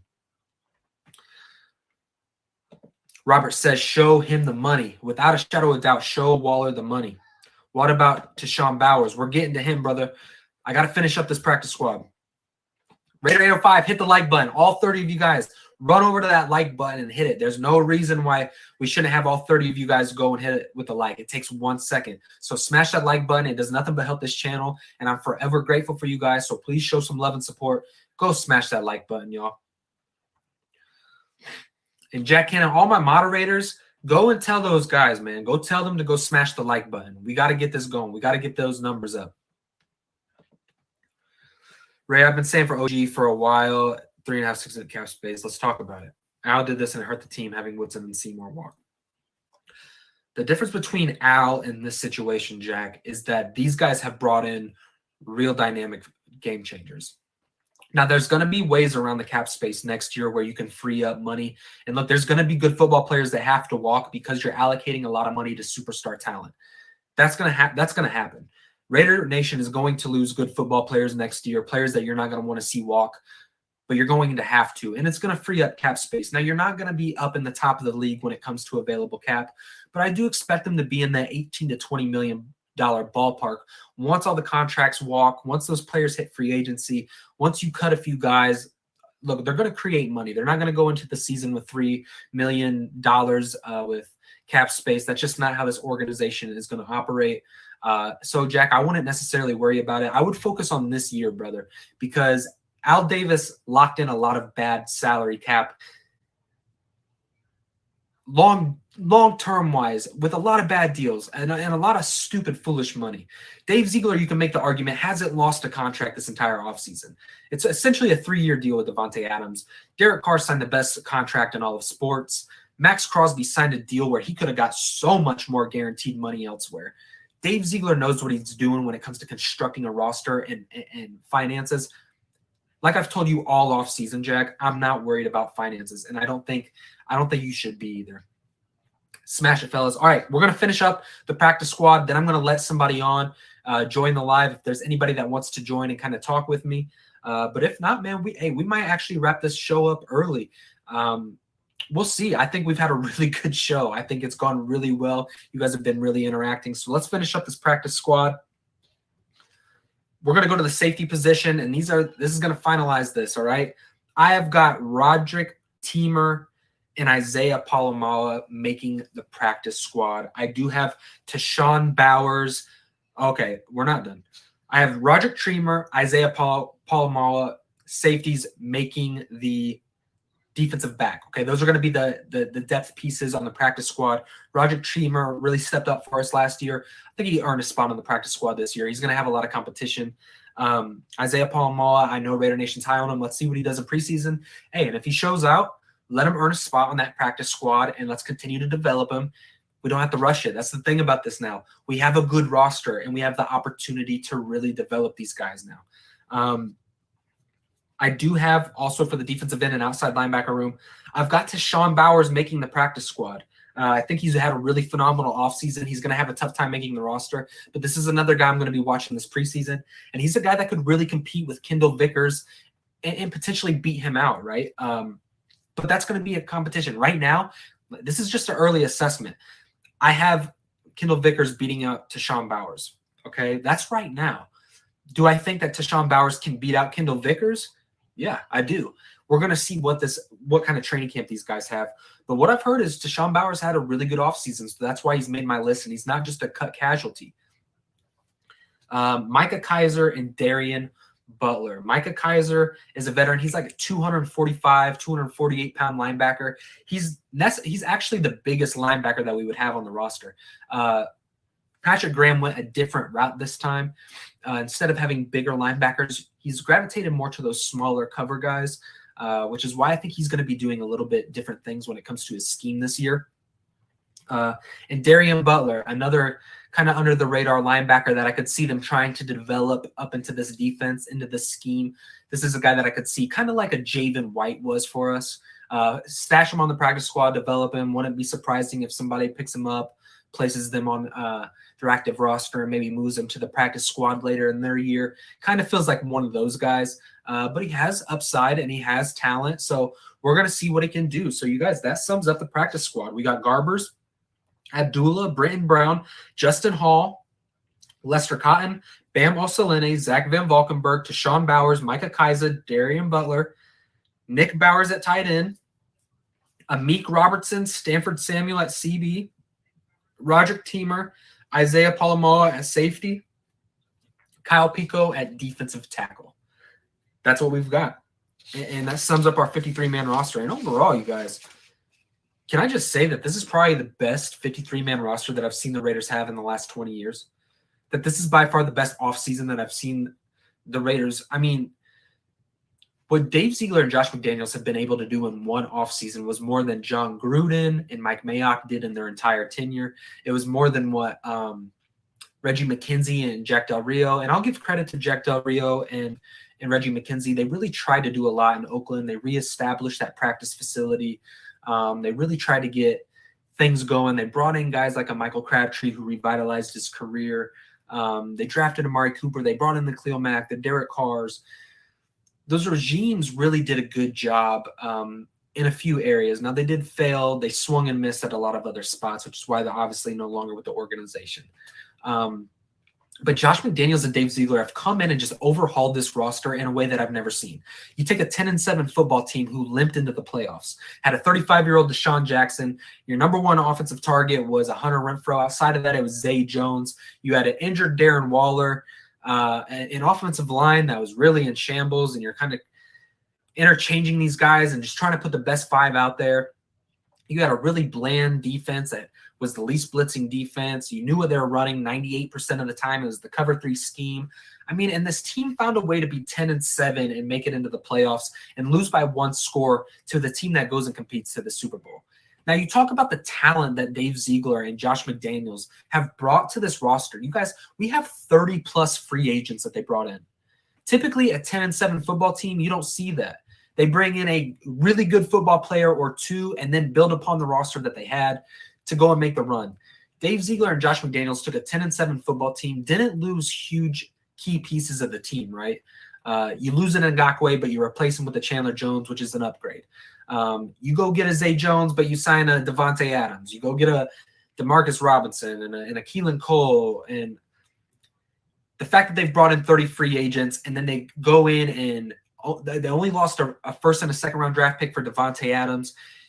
You have a really good draft, in my opinion. Now that's time will tell of how the draft went, right? But overall, man, this offseason is just absolutely phenomenal. The team is relatively healthy, knock on wood. Everything so far is just been good. Now is it Josh McDaniels? Can Josh McDaniels develop as the head coach that we're hoping that he can turn into?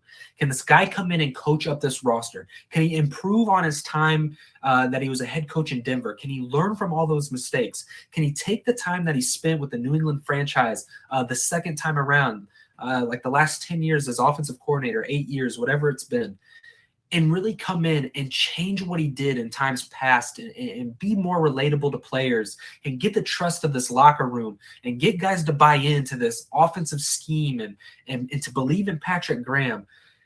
And I really do believe that he can. I know Josh McDaniels, a lot of Raider Nation was hesitant, right? And a lot of the league don't like Josh McDaniels. And I think Raider Nation didn't like Josh McDaniels because he was with the two organizations that we probably hate some of the most, right? Denver Broncos and New England Patriots.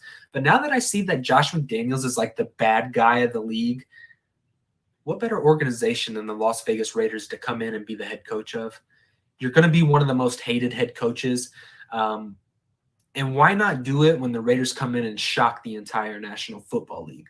Why not have one of the more hated head coaches around the league who found success with the Las Vegas Raiders organization and really got this team going into the right direction and really started to create a dynasty for themselves out in the desert? Let's see here. Robert says this has been a great show. Jack Kenneth says great show, but different options on the contracts. Right. It takes, in effect, Jacobs, Abrams, and Farrell gone next year. Just 360, maybe the Raiders are the next Rams. But, Jack, here's the thing about the Rams. They've been competing for Super Bowls. That's what we want as a fan base. I think for so long we've had this slow build approach. Jack, right now, that's done, brother. There's a 3-year window opened up right now out in Las Vegas. And right now is the time that we need to go chase a Super Bowl. If you're going to tell me, are we going to sustain this long window? All these coaches that have come in, John Gruden, Jack Del Rio, they're already trying to create this long-term successful organization and build this thing slow. Josh McDaniels is saying, I'm going to come in here and I'm going to win now. So, yeah, long-term, we can worry about long-term in a minute. But if you're telling me as a Raider fan, I'm okay if the Raiders go make moves like the LA Rams because it shows me that their front office isn't afraid to go out and win now. As a Raider fan, I'm tired of waiting. How much time has gone by in our lives where we've waited for the Raiders to be good? Now, it's going to be right now. And kudos to Dave Ziegler and Champ Kelly and Josh McDaniels for having the brass to go out there and make bold moves that you're giving up a first and second round pick in your first year as GM and head coach for the organization. Go out and give up those things to go out and get a Devontae Adams and make that offense an elite offense. The time is now to go out and pursue a Super Bowl. I'm tired of waiting. If the Rams were aggressive and they were willing to give up things, there's a reason why they're in the Super Bowl competing for championships. I'm all for that. I want the Raiders to go out and be aggressive and go and compete for Super Bowls. I'm ready to win now. I'm ready to be relevant now, and I'm ready to win right now. This team is better than last year. Absolutely. 100% it's better than last year, without a shadow of a doubt. How many free agents are signed for more than 1 year? Exactly. That's the thing. They've created a lot of depth. A lot of these guys are on 1 year deals. A lot of this money is going to free up. Guys like Anthony Avery or Rocky Sin, we're not going to probably keep all these guys, right? These guys are going to earn contracts, which is why they're going to come in here. And I think these guys are going to have a really good year. They have an opportunity to go out, make a really good name for themselves this season, put up really good numbers, and go cash in with a contract with another team. These are situations that I look for. We are all in to win. No looking too far ahead. No. Right now, I'm focused on this year, 2022. Give up what you need to give up to go win right now. The Raiders should be competing for a Super Bowl in 2022.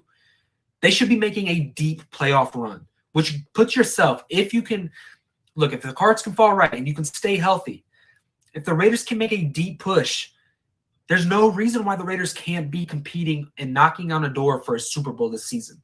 They have the roster. They have it. Just a lot of things have to come to play. The coaching staff has to work out. The scheme has to work out. There's a lot that has to work out. Like McDaniels, but him and Ziegler just making splash and pushing money to years beyond. I saw it before. All right, well, we'll see how it plays out, brother. We'll just see how it plays out then. I think what they've done, look, the cap situation isn't as bad as what you think. These contracts aren't as bad as what you may think. They can get out of the Devontae Adams late. Even if they want to keep him, they can restructure that because none of that is guaranteed. Same with the Carr situation, the Max Crosby, a lot of the guaranteed money. You got to look at guaranteed money with these contracts. In the main money, even the Hunter Renfrow one, the guaranteed monies are actually relatively low, Jack. I'm not worried about cap space. Facts. Amen. Super Bowl just went. Absolutely, bro. The time is now, man. And as Raider fans, bro, you got to stand up and realize, like, right now is the win now moment. This is the moment us as fans have honestly been waiting for. These are the off seasons we've been waiting for. And now we're seeing it come to pass. And now we're going to be worried about what our team's going to look like in 5 years. Look, I'm done with that. 5 years ago, I was saying the same thing, and look at where we're at. I want Josh McDaniels and Dave Ziegler to come in here and give up everything, and let's go chase Super Bowls now. These next 3 years, if the Raiders are in the Super Bowl talks for the next 3 seasons, then so be it. I want to add another Lombardi. I want to see that. So, yeah, you have to get aggressive. Good football teams add good football players. That's what you do. And, yeah, you have to give up stuff. You have to pay money for good football players. You have to spend assets to be a good football team. And then you rely on, like I said, they've done a really good job of developing guys on the back half of the roster, late round draft picks, undrafted free agents. While we're in this 3-year Super Bowl window, right, with all the additions and acquisitions that we've had, let these guys get 2 to 3 drafts under their belt where they've developed a consistent core of guys in depth that are really going to take over this roster when all these big contracts are up. And then these guys are going to step into their role. And that's how you create a well-oiled organization. That's how you create a franchise that is really spectacular. That's what the Raiders are on. Don't look at the salary cap. Look at these next 2 to 3 years when it comes to the draft, Jack, and watch these guys get really good depth, really good talent to really create a well-oiled organization out in Las Vegas. Ray, I've been watching this since 1975. The best thing about McKenzie was cleaning up Al's mess. Agreed. And now we're out of a mess, and it's not like we're jumping straight back into a mess. I can promise you that, Jack. I can promise you we're not jumping straight back into a mess. So, look, Raider Nation, I personally think that this was a pretty successful show. I think that we've ran it in a really good time. I think it gives viewers a time to go back and rewatch it, and it's not too long.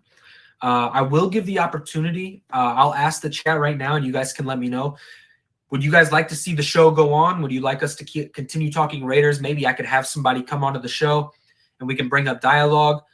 Or do you guys think that this has been a great show and we can kind of wrap it up and get you guys back to your families? I appreciate all 29 of you for coming out. So let me know. Let me know what you guys think down in the chat. Would you guys like me to open up the link and allow somebody like OG or maybe Jack to come on and dialogue and we can get some different perspectives going on? Or are you guys ready to go back to your guys' families, man? Let me know. Joshua Gibson says, never seen you so excited about a season. Well, honestly, I never had this season gives me more reason to be excited for a season. All the other ones, look, you're being an optimistic fan. You're holding on to late additions that like a Corey Littleton's and a LaMarcus Joyner, a bunch of guys that you're not necessarily sure how they're going to pan out. But when you finally get a front office, a front organization to go out there and go get a Devontae Adams, you go get a Chandler Jones, you go and create guys like Jayon Brown and a Kenny Young, you go get a Bilal. I mean, Josh, the amount of good football players, and I know that you know that I watch film and I study these guys. These guys are good football players. And Josh McDaniels and Dave Ziegler have really gone out here and created really good depth on this roster, like a roster that I have not seen as a Raider fan in quite some time. Like this is the year that the Raiders can put it together. The offense is ridiculous. The defense has a real opportunity to come together. The Raiders are going to be one of those upset teams. The fact that they're getting so much hate right now in the national media is almost laughable. I don't know how these dudes have jobs. It gives me a lot of confidence to continue to do what it is that I do. Jesus Garcia says, dang, I got on here late. Keep up the Raider content. I'm going to, brother. I'm going to. James says, always stay on. Says, I see Jacobs, Abram, Gone, Cleve, blah, blah, blah, where the money to extend Waller. The money is there already to extend Waller. We got money in cap space right now, brother. Raiders 805 says, keep it going. Great show. Snoop says, Raiders. I will always jump in. Great show. It's dinner time. Catch the next one. That's just me. Keep show going. All right. Hey, you guys asked it, man. I gave you guys the opportunity. We're going to keep this thing rolling. We're having a lot of success. Oh, GA Patriot. Hey, what's going on, Georgia Patriot? I love having this guy in the building. I love it when he pulls up to the show. This is a really good guy, you guys. What's going on, Ray? What's going on, Georgia Patriot? Egalitarian says, great show. I'm glad you guys are having a phenomenal time, man. I'm hoping to continue to bring you guys this. So, look, this is what I'm going to do. Jack, I'm going to drop a link. I'm going to drop a link, and I'm going to see who pulls up. And the link is open. I want to start talking to more people in my chat. Even if that means in the future, Josh Gibson, you want to come on, brother, you're always more than welcome onto this show. So I'm going to share a link, you guys. I'm going to drop it down. Copy the clipboard. And we're going to keep the show rolling for Raider Nation. We're just going to talk about some things.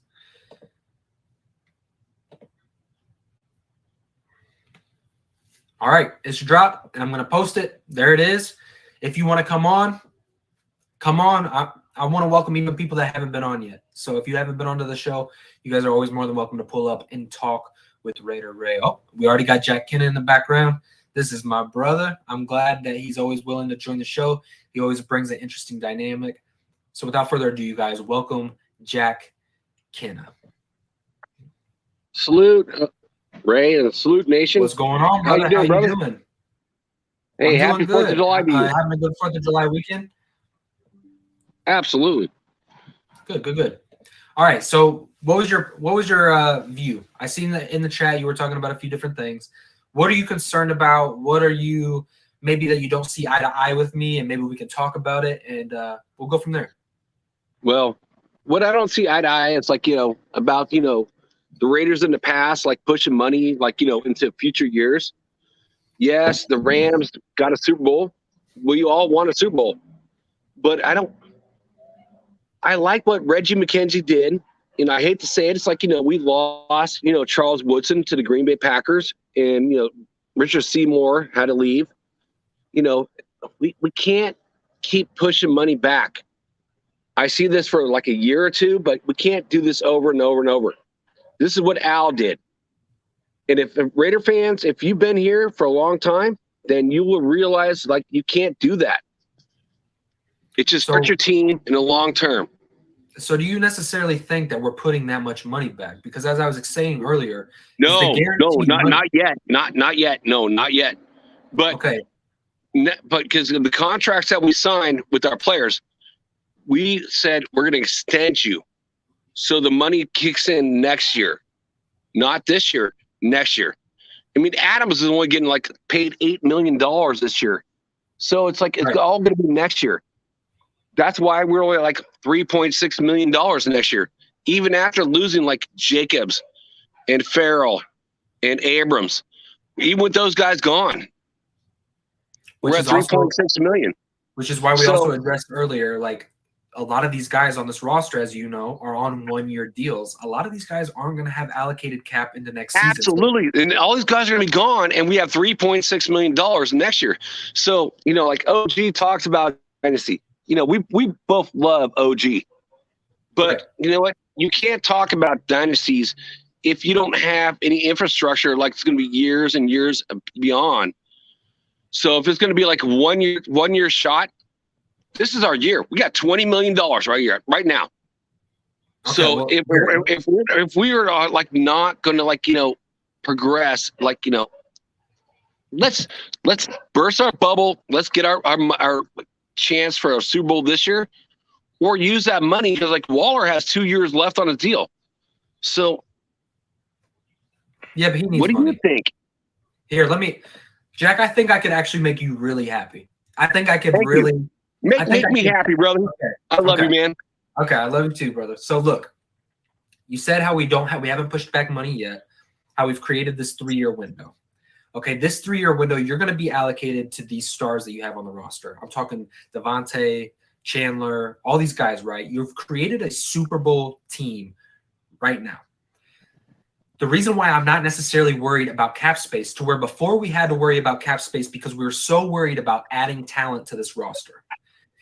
Josh McDaniels and Dave Ziegler, with the services of Champ Kelly, give them 2 to 3 drafts. Let these 3-year contracts that we've created on this roster, let those contracts play out and give this organization 2 to 3 year drafts, 2 to 3 years of drafting to develop core players behind the scenes. That way, when these contracts are up, all this money isn't getting pushed back. These guys are going to be they're going to be older. They're going to be able to test free agency, and you're going to have a young core of players coming up behind the scenes that are already developed in the scheme, have been in the scheme for 3 years, 3 years plus. This is what New England did to create that dynasty, was they went out, they weren't afraid to spend money on big-time players, but they had a core roster already put in place. So they had a core roster. They went out and allocated a lot of money to skill position players, but then on the back end, they were constantly developing guys with late-round draft picks, undrafted free agent signings that were the 1-year deals, guys that may only contribute to your organization for 1 year, but on a really cheap contract. This is what the Raiders are going to look like. It's not going to be every offseason we're going to go out and sign these big names anymore. That shouldn't be our goal anyways. What it's going to be is it's going to be developing young guys now. Now the Raiders can really focus on drafting and developing. They have all the skill position players. They have depth, veteran talent. They have a good core of young players. Nate Hobbs, Max Crosby, Divine Diablo, Trayvon Merrick, Hunter Renfrow. You've got the young talent. Now you can really focus on developing in the draft and let these 3-year contracts that you've really signed in, let that money play out. We're not in a bad position, I promise you. And we're going to have good football players for the next 3 seasons. I think that we're in a good position, Jack. And all it does is if you look in the next 3 years, by year 3, we have the most cap space in the National Football League. So when we're ready for that rebuild, when all these expiring contracts go out and all these older guys are looking for other teams and maybe not re-signing with the Raiders have the most cap space. So what happens when the Raiders have 2 to 3 drafts back to back and they've developed a good roster, and then they have the most allocated cap space in the entire National Football League? Now you can go out and get another. You can almost redo this thing all over again. You can go out and sign big superstar players then. You can go out and get the big defensive lineman, the big offensive tackle, a superstar wide receiver that's on the open market. Because the Raiders have structured this, that in 3 years, they're in a win now. And they've created these contracts that if this 3-year window fails, in 3 years, they have a complete, huge opportunity to rebuild and move forward. So I'm okay with it. I think we are in a better position than what Reggie McKenzie put us in. I promise you. It's hard to see right now with all the big signings that we've had. But when you look at these things, how they're spread out, you're going to have a little bit of dead cap here and there. But you have a real opportunity in the next 3 years to create something really special. And if it fails, you can go out and spend a ton of money. It's up in like 117 million, 107 million range. Wow. So how far did you look out? I looked out last year or like next year. So I looked out to 2023. It's like, I saw that $3.6 million, cap relief. It's like, which kind of scares me. It's like, I don't want the old Al Davis senile ways to be the Raider. Oh no, But at the same time, how far did you look out to see that type of relief? Well, like I said, it's about 4 years. The 4 years is that mark where you're looking at how far these guys have put money out. And the good thing about the Devontae Adams situation is those back end years where he's getting upwards of 40 million, none of that's guaranteed. So all of that can be restructured. You could, if they wanted to keep him past this 3-year Super Bowl window, you can restructure that 40 million, right, on those back end deals, and you can work something out where it's not as much money. And he's going to be an aging veteran player at that point. He's not going to get paid $40 million. He'll never see that money, ever. So that stuff I'm not worried about. I'm really not worried about. So financially, we're not in the situation where Al Davis was putting dead cap hits so he would sign like a 6-year deal, and in that 6th year, that guy's getting paid $20 million. You're not seeing those type of deals. A lot of this is money up front, and a lot of this is back into deals that the Raiders can get out of in the next 3 years. I guess I'm like, a person like, is like against the norm. I wish we had more guaranteed money for our players and less cap hit. Maybe it's just me. It's like, well, I've been around the block. I've seen all the shit that's gone, down before. It's like, I'd rather have like, the players that we signed, more cap hit, more like guaranteed money, and less on the cap. So I guess I'm a different person than most of the Raider Nation that just loves what Ziegler's doing. I'm just not a big fan of what has been happening. So maybe I'm different. It's me. And that's fine. Look, I think what this leads to, Jack, is this is going to force the Raiders to have to draft well. Yeah, and Terrence just said that. So Terrence, salute, brother. Love you. Oh yeah, right here. Ziegler's a money guy. He knows how to do contracts.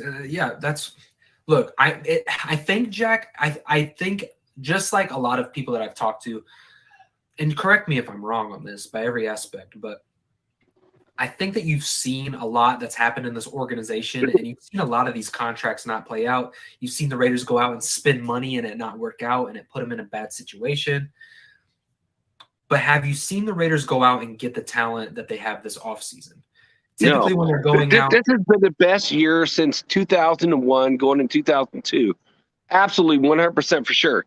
But I've also seen, like, where we had to let Woodson go, right, and Seymour go, like 2 Hall of Fame players on the same defensive line, and on our team have to go because our contracts were bad.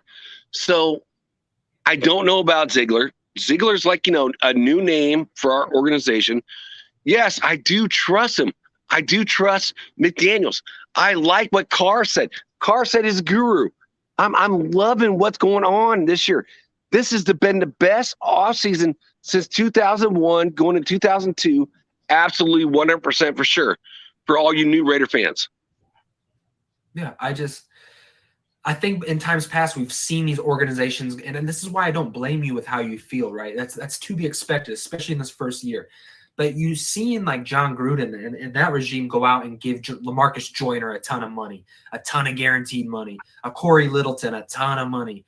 These guys that just did not work out, and that's where your worry might come in.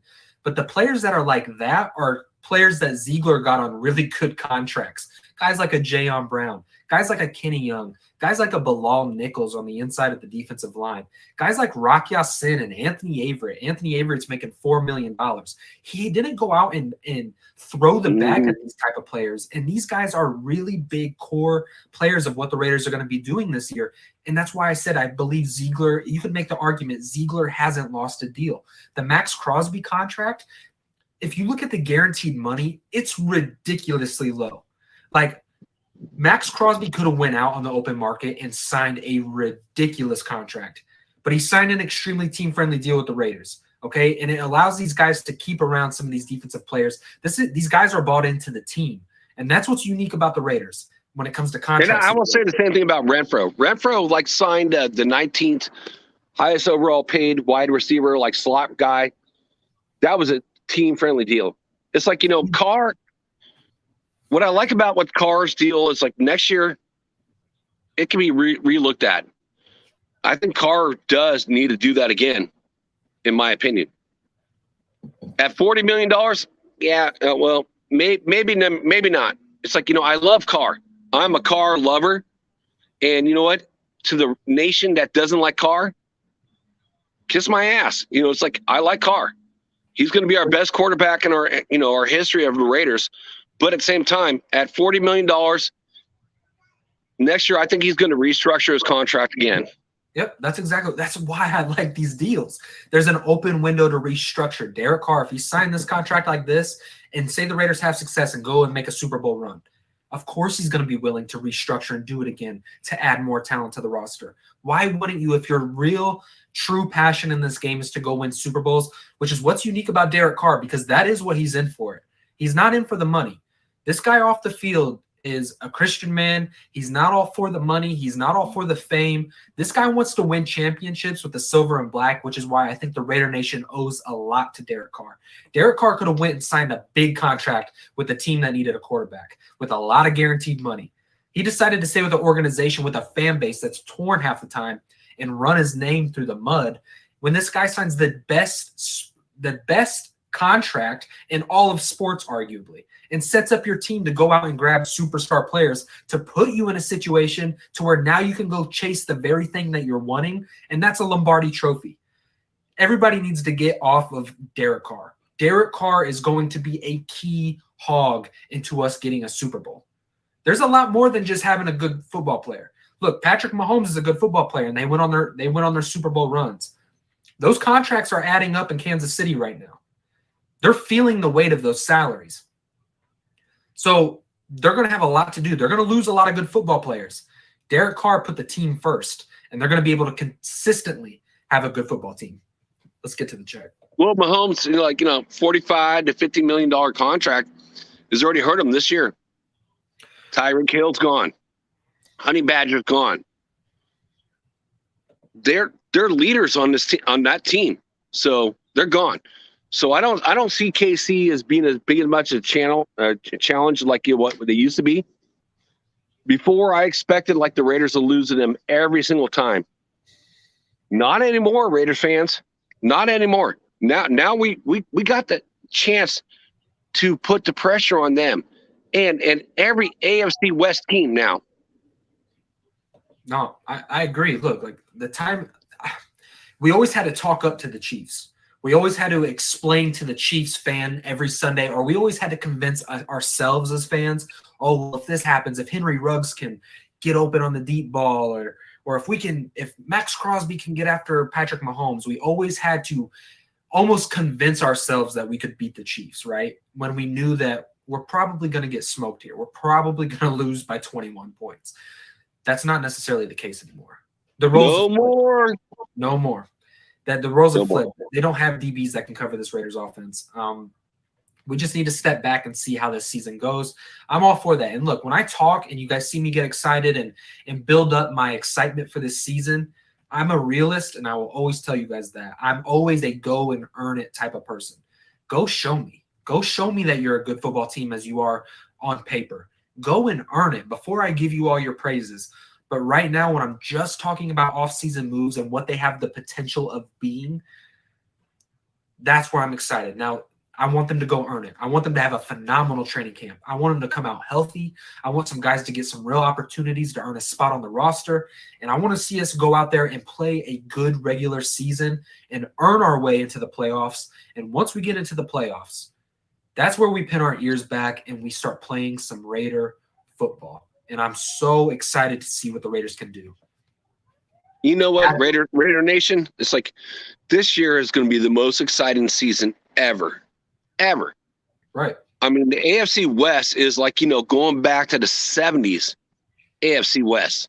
I mean can you haven't seen this. I haven't seen this. Like, this is a division that is like the best division in NFL history. I mean, everybody's good. I mean, everyone's powerful. It's like we will determine our fate within our own division. Yeah. And, the amount of hype, like that week 1 game against the Chargers is so huge. It's so big. And I think we don't realize the chemistry and the momentum that DC to Devontae Adams can bring to this organization. It's something that we have been craving for on an offense, is to have a true number one wide receiver. And I think that first time that the Raiders connect DC to Devontae Adams for a touchdown on primetime national football, like the momentum and the energy for this season, it's going to put fears in this defense. The Raiders, I feel like, are going to create a momentum this offseason that they're going to use pushing into the seat. Like, this is the most exciting offseason that I've seen as a Raider fan, and it's not even close. Absolutely. You know what? OG said this before. It's like game one against the Chargers, like, will dictate everything this season. Well, it's a he good said it, like he like said the Chargers couldn't beat us. We beat them in the playoffs, and they're like trying to get their shit together. And you know what? We got a new team, and we're better than we were before. And yet the Chargers, they're better too. They are. So we'll see. But it's like, who comes together better? What coaching staff put these new players in the better position better? Is Khalil Mack going to be healthy the entire season? Is J.C. Jackson going to be a scheme fit? We've seen these New England defensive backs go into another system and not have quite the success that they had before. Is just like the coaches. Yeah. Is J.C. Jackson going to go over to L.A. and just be this shutdown premier DB? He probably could, but he probably couldn't. You know what I'm saying? So there's a lot to play out here, and it can go with the Raiders as well. Chandler Jones could come in, and it could feel like a lot of the same situation with Yannick Ngakoue. You don't know. We don't know until we get in there and watch these guys play football. Because look, when you talk, I like the Ngakoue trade for Rockasim. That was a great trade. I do too. I think so. I believe that kid's going to be a baller. You know what? I honestly hope. We talk about the Waller extension. Right. Let's extend a defensive back or two, because like all our top three defensive backs, actually all our defensive backs are last year contracts or 1 year contract. We need to extend and like go beyond and like to put our defensive backs in the system. Well, what this does is it creates an opportunity for these guys if they want to earn a spot for the Raiders. I mean, everybody's on a 1 year deal. They're going to have to go out and earn it. And you're going to get a lot of guys playing their best football probably, which is why I like 1 year deals. I like the 1 year deals when it came to wide receivers for Derek Carr, the Nelson Aguilars, at the time, the Michael Crabtree, and look what that turned into.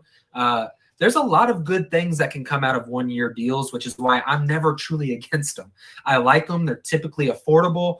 They give an opportunity for you to get the most outcome on your return of investment.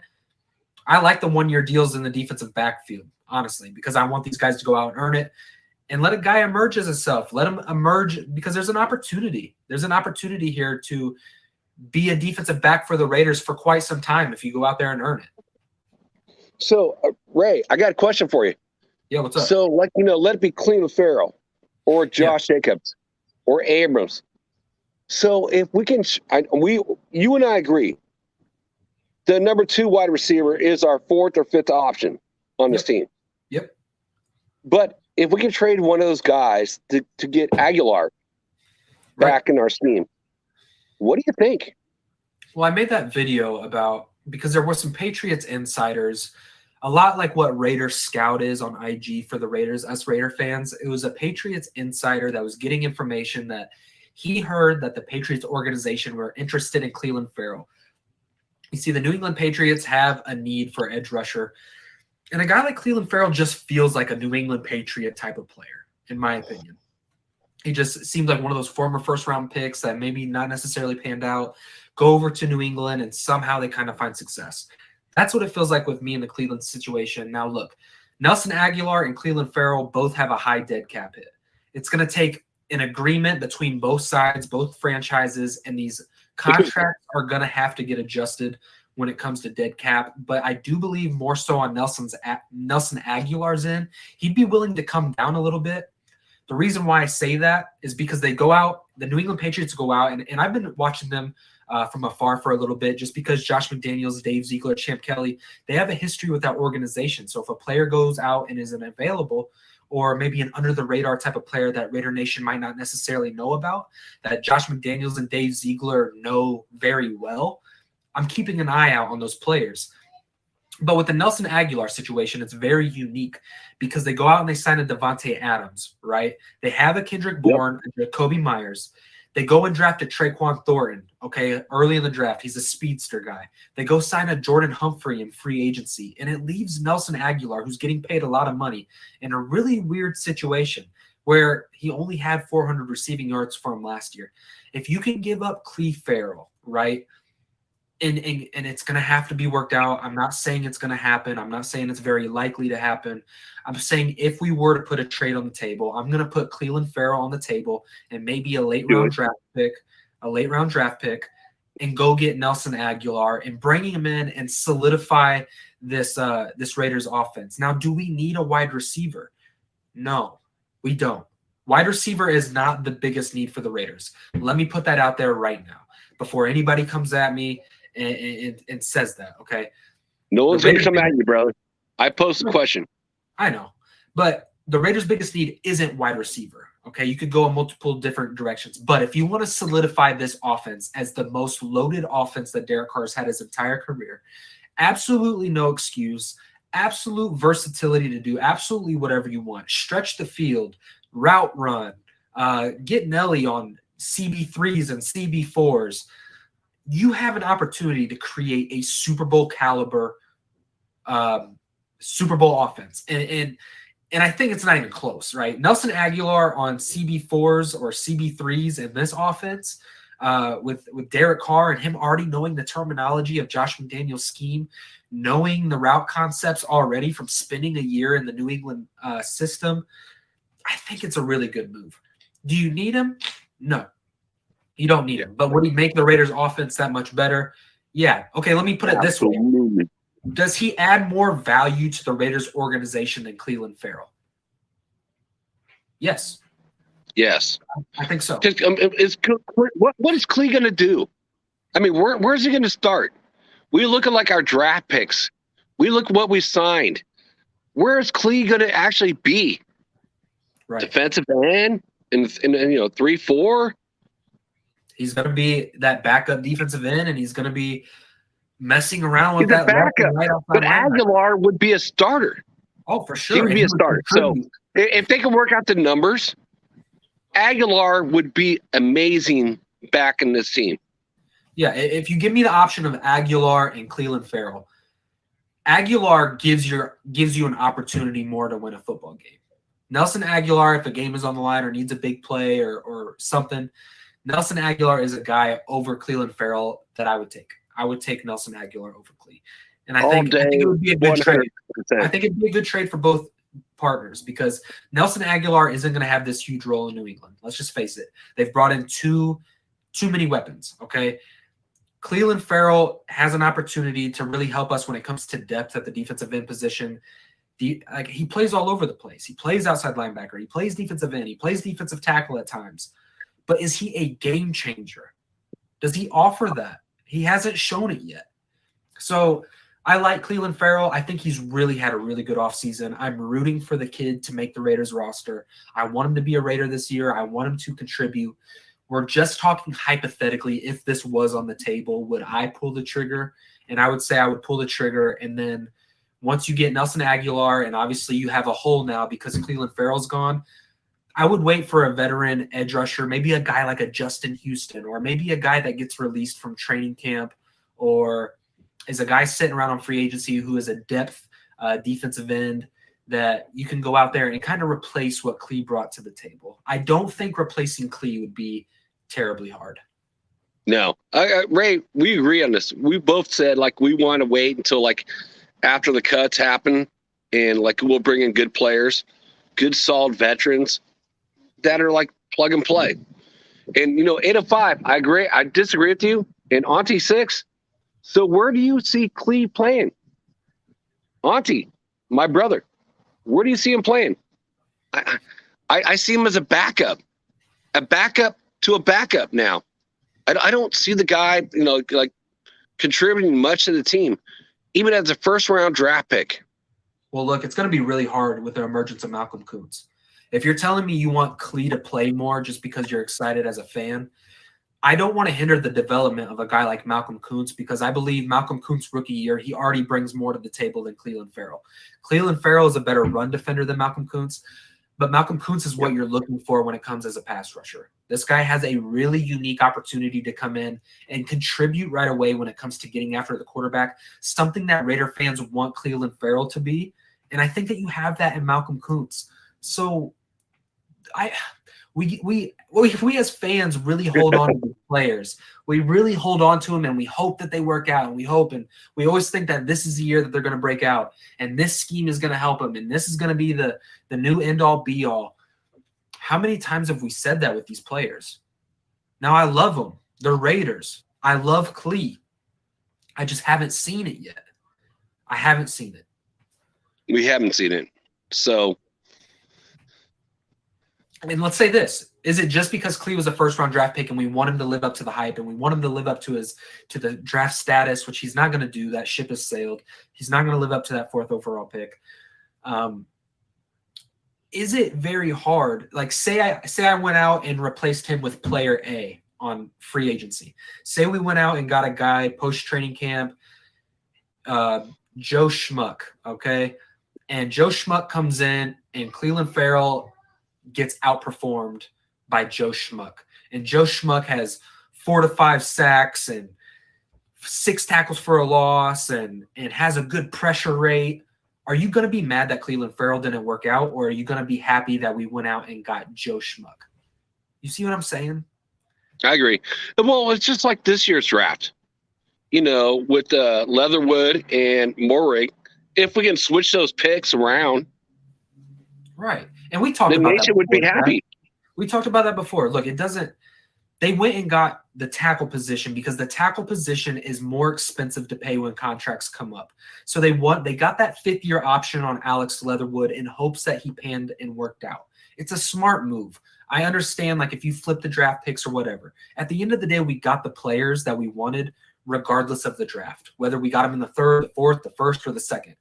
You got the players that you wanted, and you took a risk on Alex Leatherwood in case he turns out being a really good right tackle. You have that 5th-year option to exercise on him, which I would do that. I'm not going to use the 5th-year option on a position like a safety if I had the opportunity and a player worked out, because say you took Trayvon Merrick in the 1st and say he didn't necessarily work out, which he's going to work out. I have a lot of faith in Trayvon Merrick.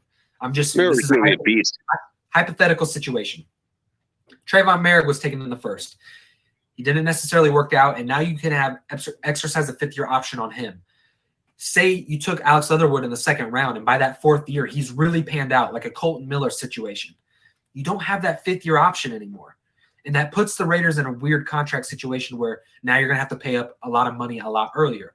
I like the 5th-year option. I like that they took the risk on Alex Leatherwood. They had the more long-term view like you were talking about earlier. And the 5th-year option really gives a lot of freedom to make a decision. Are we going to keep Alex Leatherwood? Or are we not going to keep Alex Leatherwood? So I'm not mad at taking Alex in the 1st round. I think they did the right thing.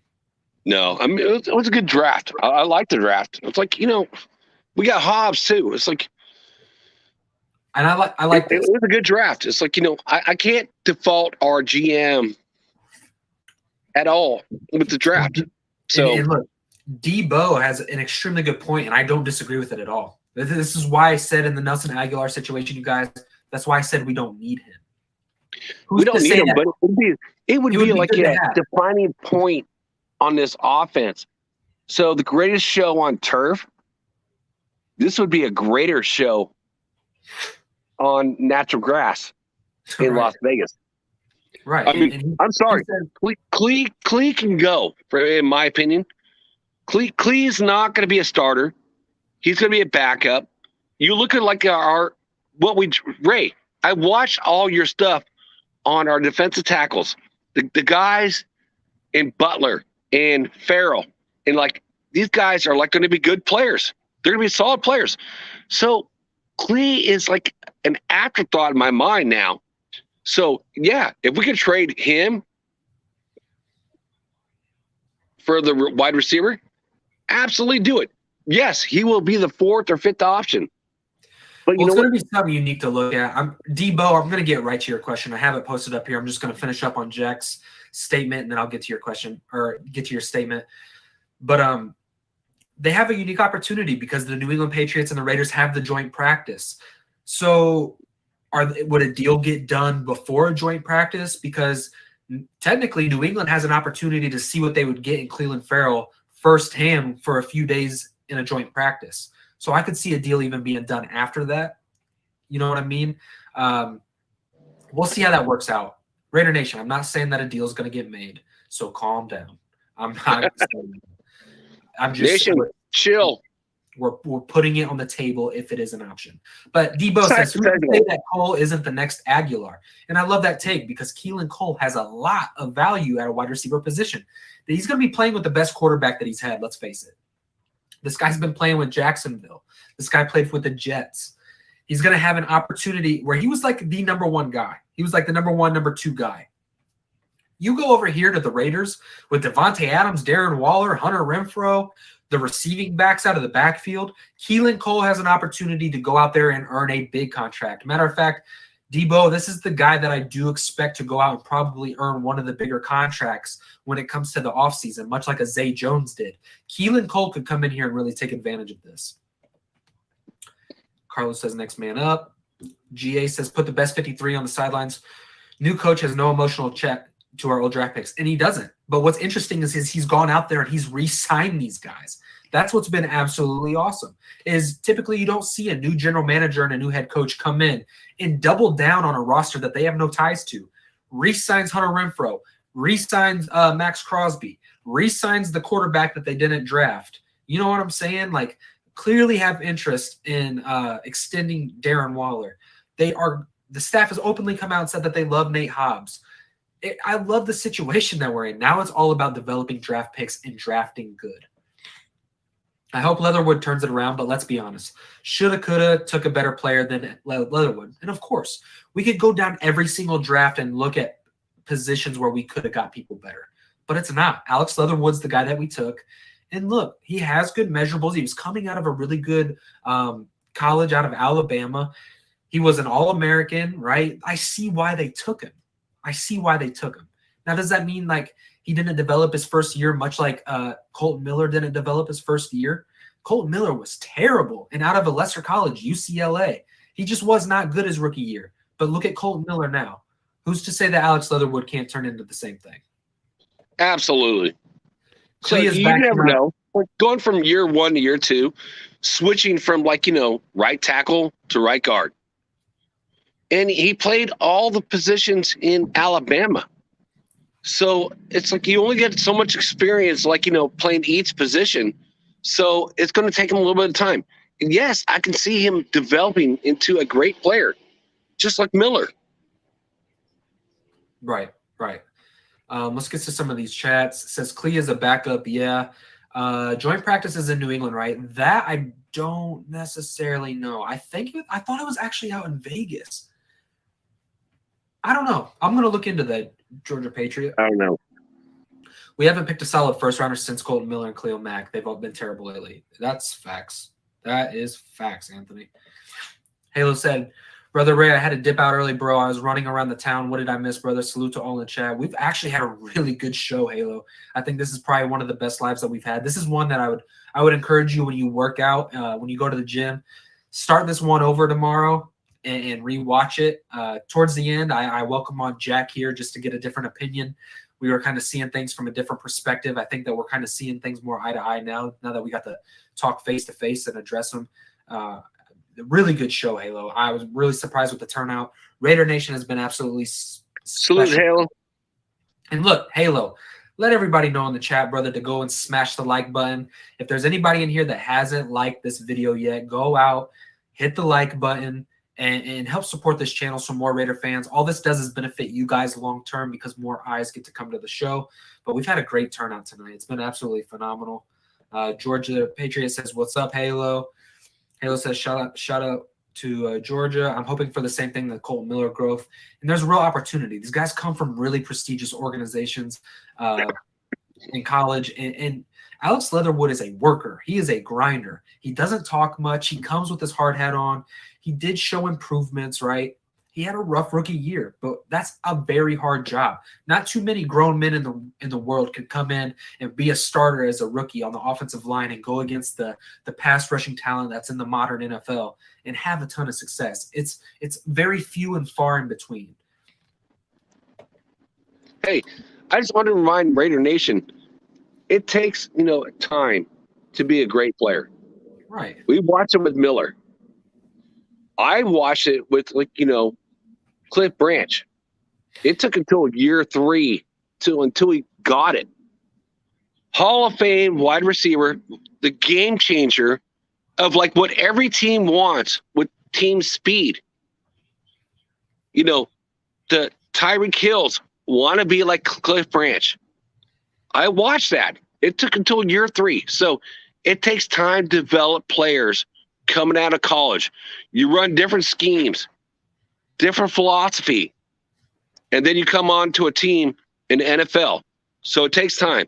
So give Leatherface give him time, like we did Miller. I mean, Miller, we traded our pick from number 10 to number 15, and we got 3rd and the 5th, and we picked up Miller. So it takes time. So just learn that, guys.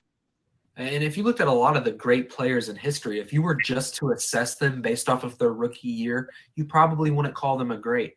It takes time. It takes time to develop. Carlos says, facts.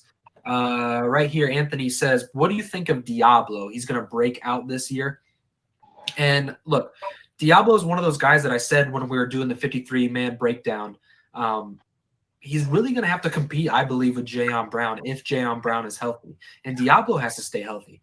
Jayon Brown is really going to come in here and compete when it comes to pass coverage. Even though I think Diablo is a good cover linebacker, Jayon Brown is just as good, if not better.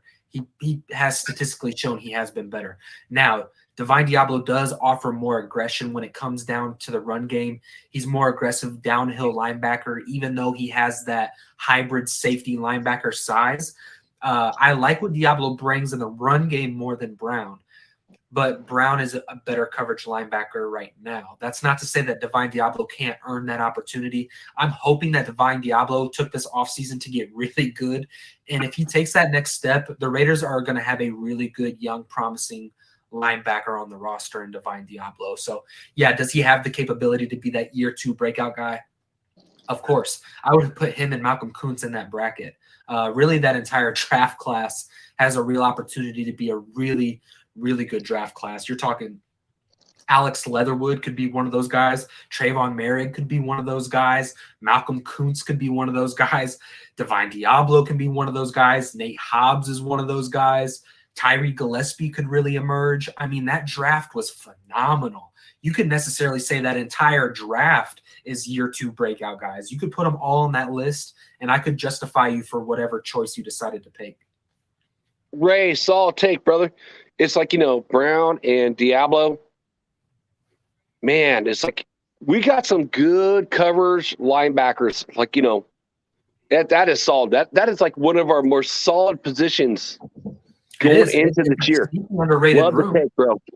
Yeah, that's a really underrated route. Hey, Ray, the New England preseason game / joint practice is in Vegas and not in New England. You were right. I was wrong. I thought it was in New England. Or I thought it was in Vegas. So I'm glad I didn't speak before. I didn't want to act like I knew, but that's a good thing. It's in Vegas. I like that. I like that a lot. Raider 805 says it took Jerry Rice time. Facts. Are Perryman and Diablo both still full-time starters? This is interesting. I think early downs, Perryman, yeah, for sure. Perryman, yep. 3rd down, I would not mind to see Divine Diablo and Jayon Brown on the field at the same time. You get 2 really good cover linebacker guys, and on those 3rd and longs, those 3rd and 6, those 3rd and 7s, you put a linebacker duo like Brown and Diablo in there, you're talking about 2 really good coverage linebackers. So early downs, Perryman will be the starter. He's too good. He's your best run defender that you have on the entire roster when it comes to the linebacker room. He's your veteran linebacker. He's your leader of the defense. So, yeah, when it comes to early downs, Perryman is going to be predominantly on the field.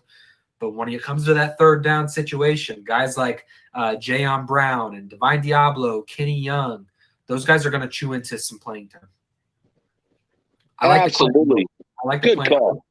I agree with that, man. Solid. So solid. All right, Raider Nation. Well, look, I think that we've had an absolutely fantastic show. We've gone a little bit over 2 hours. I don't want to take it too long because I want this to be enjoyable to go back and rewatch for you guys to stay entertained. I want to thank Jack for coming out, man. Jack, thank you so much for joining the live stream and just kind of bringing another take and another voice to the show. You're always welcome. Ray, I thank you. Like, we had our disagreements, like, in the contracts, but you know what? I hope you and your family have a great 4th of July, and God bless you and the Raider Nation. I love you, brother. Awesome. I love you too, Jack. I hope you take care. Okay. Have a good weekend. We'll talk soon. All right. Good night. All right. So who's your starting strong safety? Deron Harmon. Deron Harmon's my starting strong safety, and you're going to use Jonathan Abram down in the box, and that doesn't necessarily make him a starter for me. So Deron Harmon, I'm big on him. I think he's better than Jonathan Abram right now, but I think he could really mentor Jonathan Abram and really mold him. But yeah, put Jonathan Abram down in the box, have him sniff out run plays, let him get after the quarterback more this year, send him on more design blitzes, let him cover running backs out of the backfield and really blow up those screen plays. He does a phenomenal job at that. Let him play that part of his game. Don't ask him to cover. Let Deron Harmon do stuff like that. Let him be back there with Trayvon Merrick, and I think that's where you go. Thank you guys for the time and the talk. Georgia Patriot, you're always welcome here, brother. I love having you on here. Raiders 805, great show, and keep up the good work. Man, that's what this is going to be about. I feel like we've come a long way on this channel in such a short amount of time, you guys. We really, really have. When it comes to even like the quality and the live streams and the conversations and the assessment of the roster, this channel has really come a long way, and we're only growing. You guys really, we're only like 2 to 3 months old. So the potential for this show is just continually growing. We broke 600 subs this week, so if you're not a subscriber, head over, subscribe to the channel, and check out the daily content, the weekly content that we end up dropping here, and the live shows. Your voice is always heard on here. I'll get to absolutely everybody. Debo says, good show, Ray. Keep it up. I appreciate you. I appreciate the love, you guys. Anthony says, I like Teamer. I like Teamer too. I have him making the practice squad and being one of those guys that you could call up if anything happens. We're going to get Dallin Levet out of there. That's a no-go anymore. Shout out to you, Carlos. What are your thoughts about moving Abram into the blitz spy specialist role? I kind of just got into that. And Halo Raider, God bless you, man. I pray that you all have a blessed 4th of July, my man. And you too, take care, brother. Be safe. Love on your family. Raider Nation, love on your family, man. I pray that the Lord Jesus Christ blesses each and every single one of you. I pray you guys all have a great, fantastic weekend. I had a remarkable time hanging out with you guys tonight. I think it was probably our best show that we've had yet. And that's all to you guys. So shout out to you guys. You always have a voice here. You always have love for me. Raider Nation, your love is awesome. Halo, I love you, brother. We'll talk off screen. And Raider Nation, take care, man. Stay tuned for some content to be dropped. Subscribe, like this before you guys go and before the live stream ends. That way other people can find it. And until next time, y'all, Raider Nation, man, just win, baby.